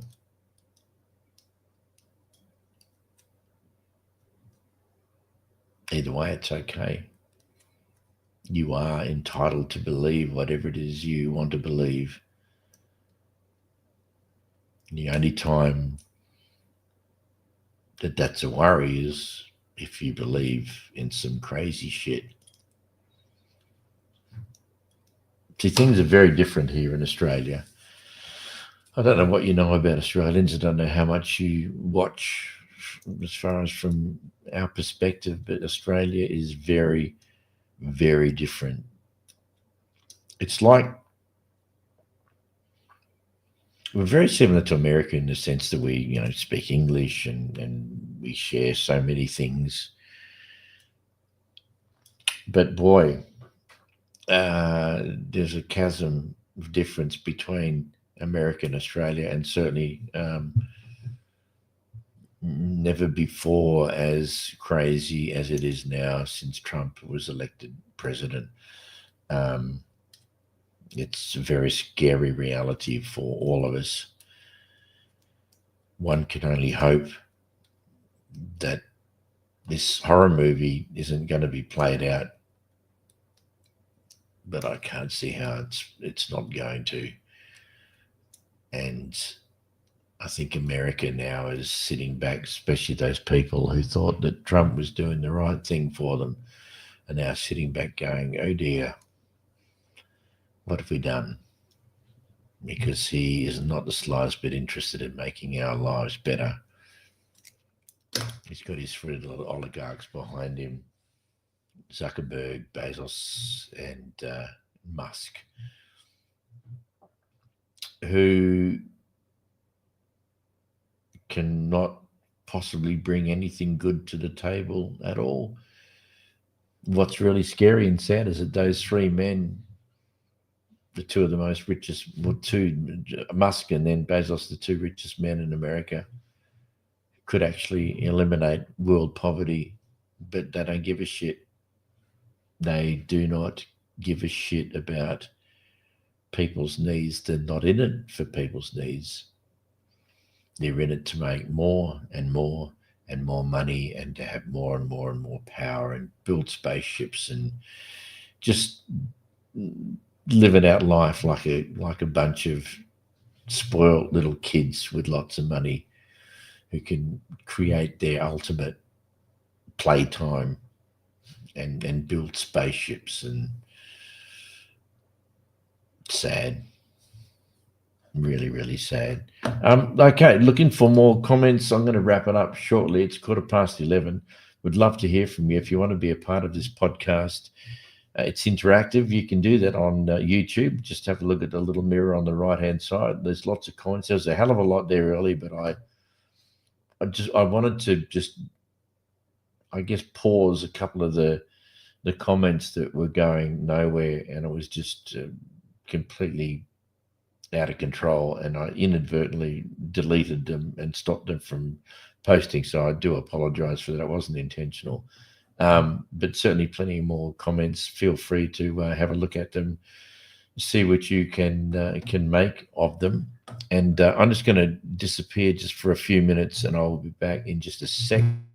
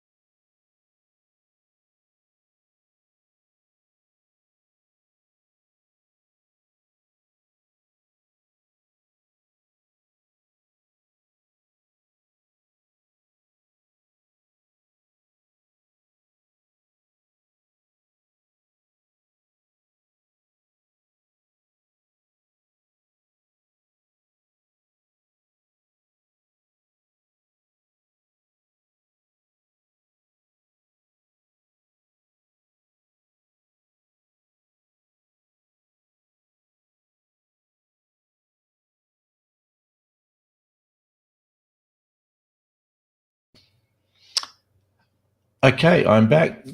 I'm sorry to keep you waiting. It's a very great possibility I may be talking to no one. But if you have just joined our podcast, it is an atheist, a believer, and a pastor walk into a bar, broadcasting live on YouTube on this 12th day of February. It's a Wednesday at 11:20 Australian Western Standard Time, right here in Perth, Western Australia. Kicked off the show tonight talking about basically looking at what the world would be. The actual title officially of tonight's podcast was, would the world be a better place without religion? Had some good feedback and some good comments. Just would love to hear from you. I'm going to wrap it up shortly. Might get through till midnight. Not sure. It's 20 past 11. If you're commenting or being a part of the podcast, I'm more than happy. We had 3 of us. Obviously, we started off with Rich and Jace. They have since gone to bed, which is what we normally do. Normally wrap up around about 9:45, kick off at 8 o'clock. But I'm doing a bit of an experiment, staying up till 12 o'clock, because 2 weeks ago we did this. I stayed up till midnight. We'd have on average probably about 20 to 30 people commenting throughout the period between 8 p.m. and, let's say, 10 o'clock to round it out. So 2 hours for a podcast on belief. And then 2 weeks ago, I went through till midnight and there was over 700 comments made, which was just extraordinary. So I thought, okay, what the hell's the difference? And then I worked out that, of course, that when we start broadcasting at 8 p.m. Australian Western Standard Time, that all of America and Canada and many places other than Asia, which of course is on our same time frame, but everyone was asleep when we were broadcasting, except when I went to midnight, it was later, and so people were getting up and then being a part of the podcast. And so over 700 went, this is crazy. And then the following week, I did the same again, and there was only 30.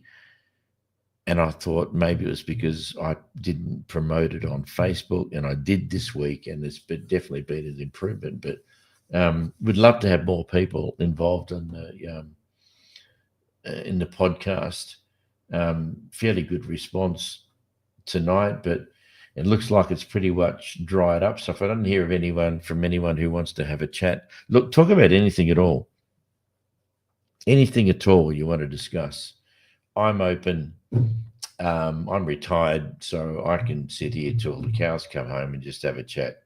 Got a nice glass of wine.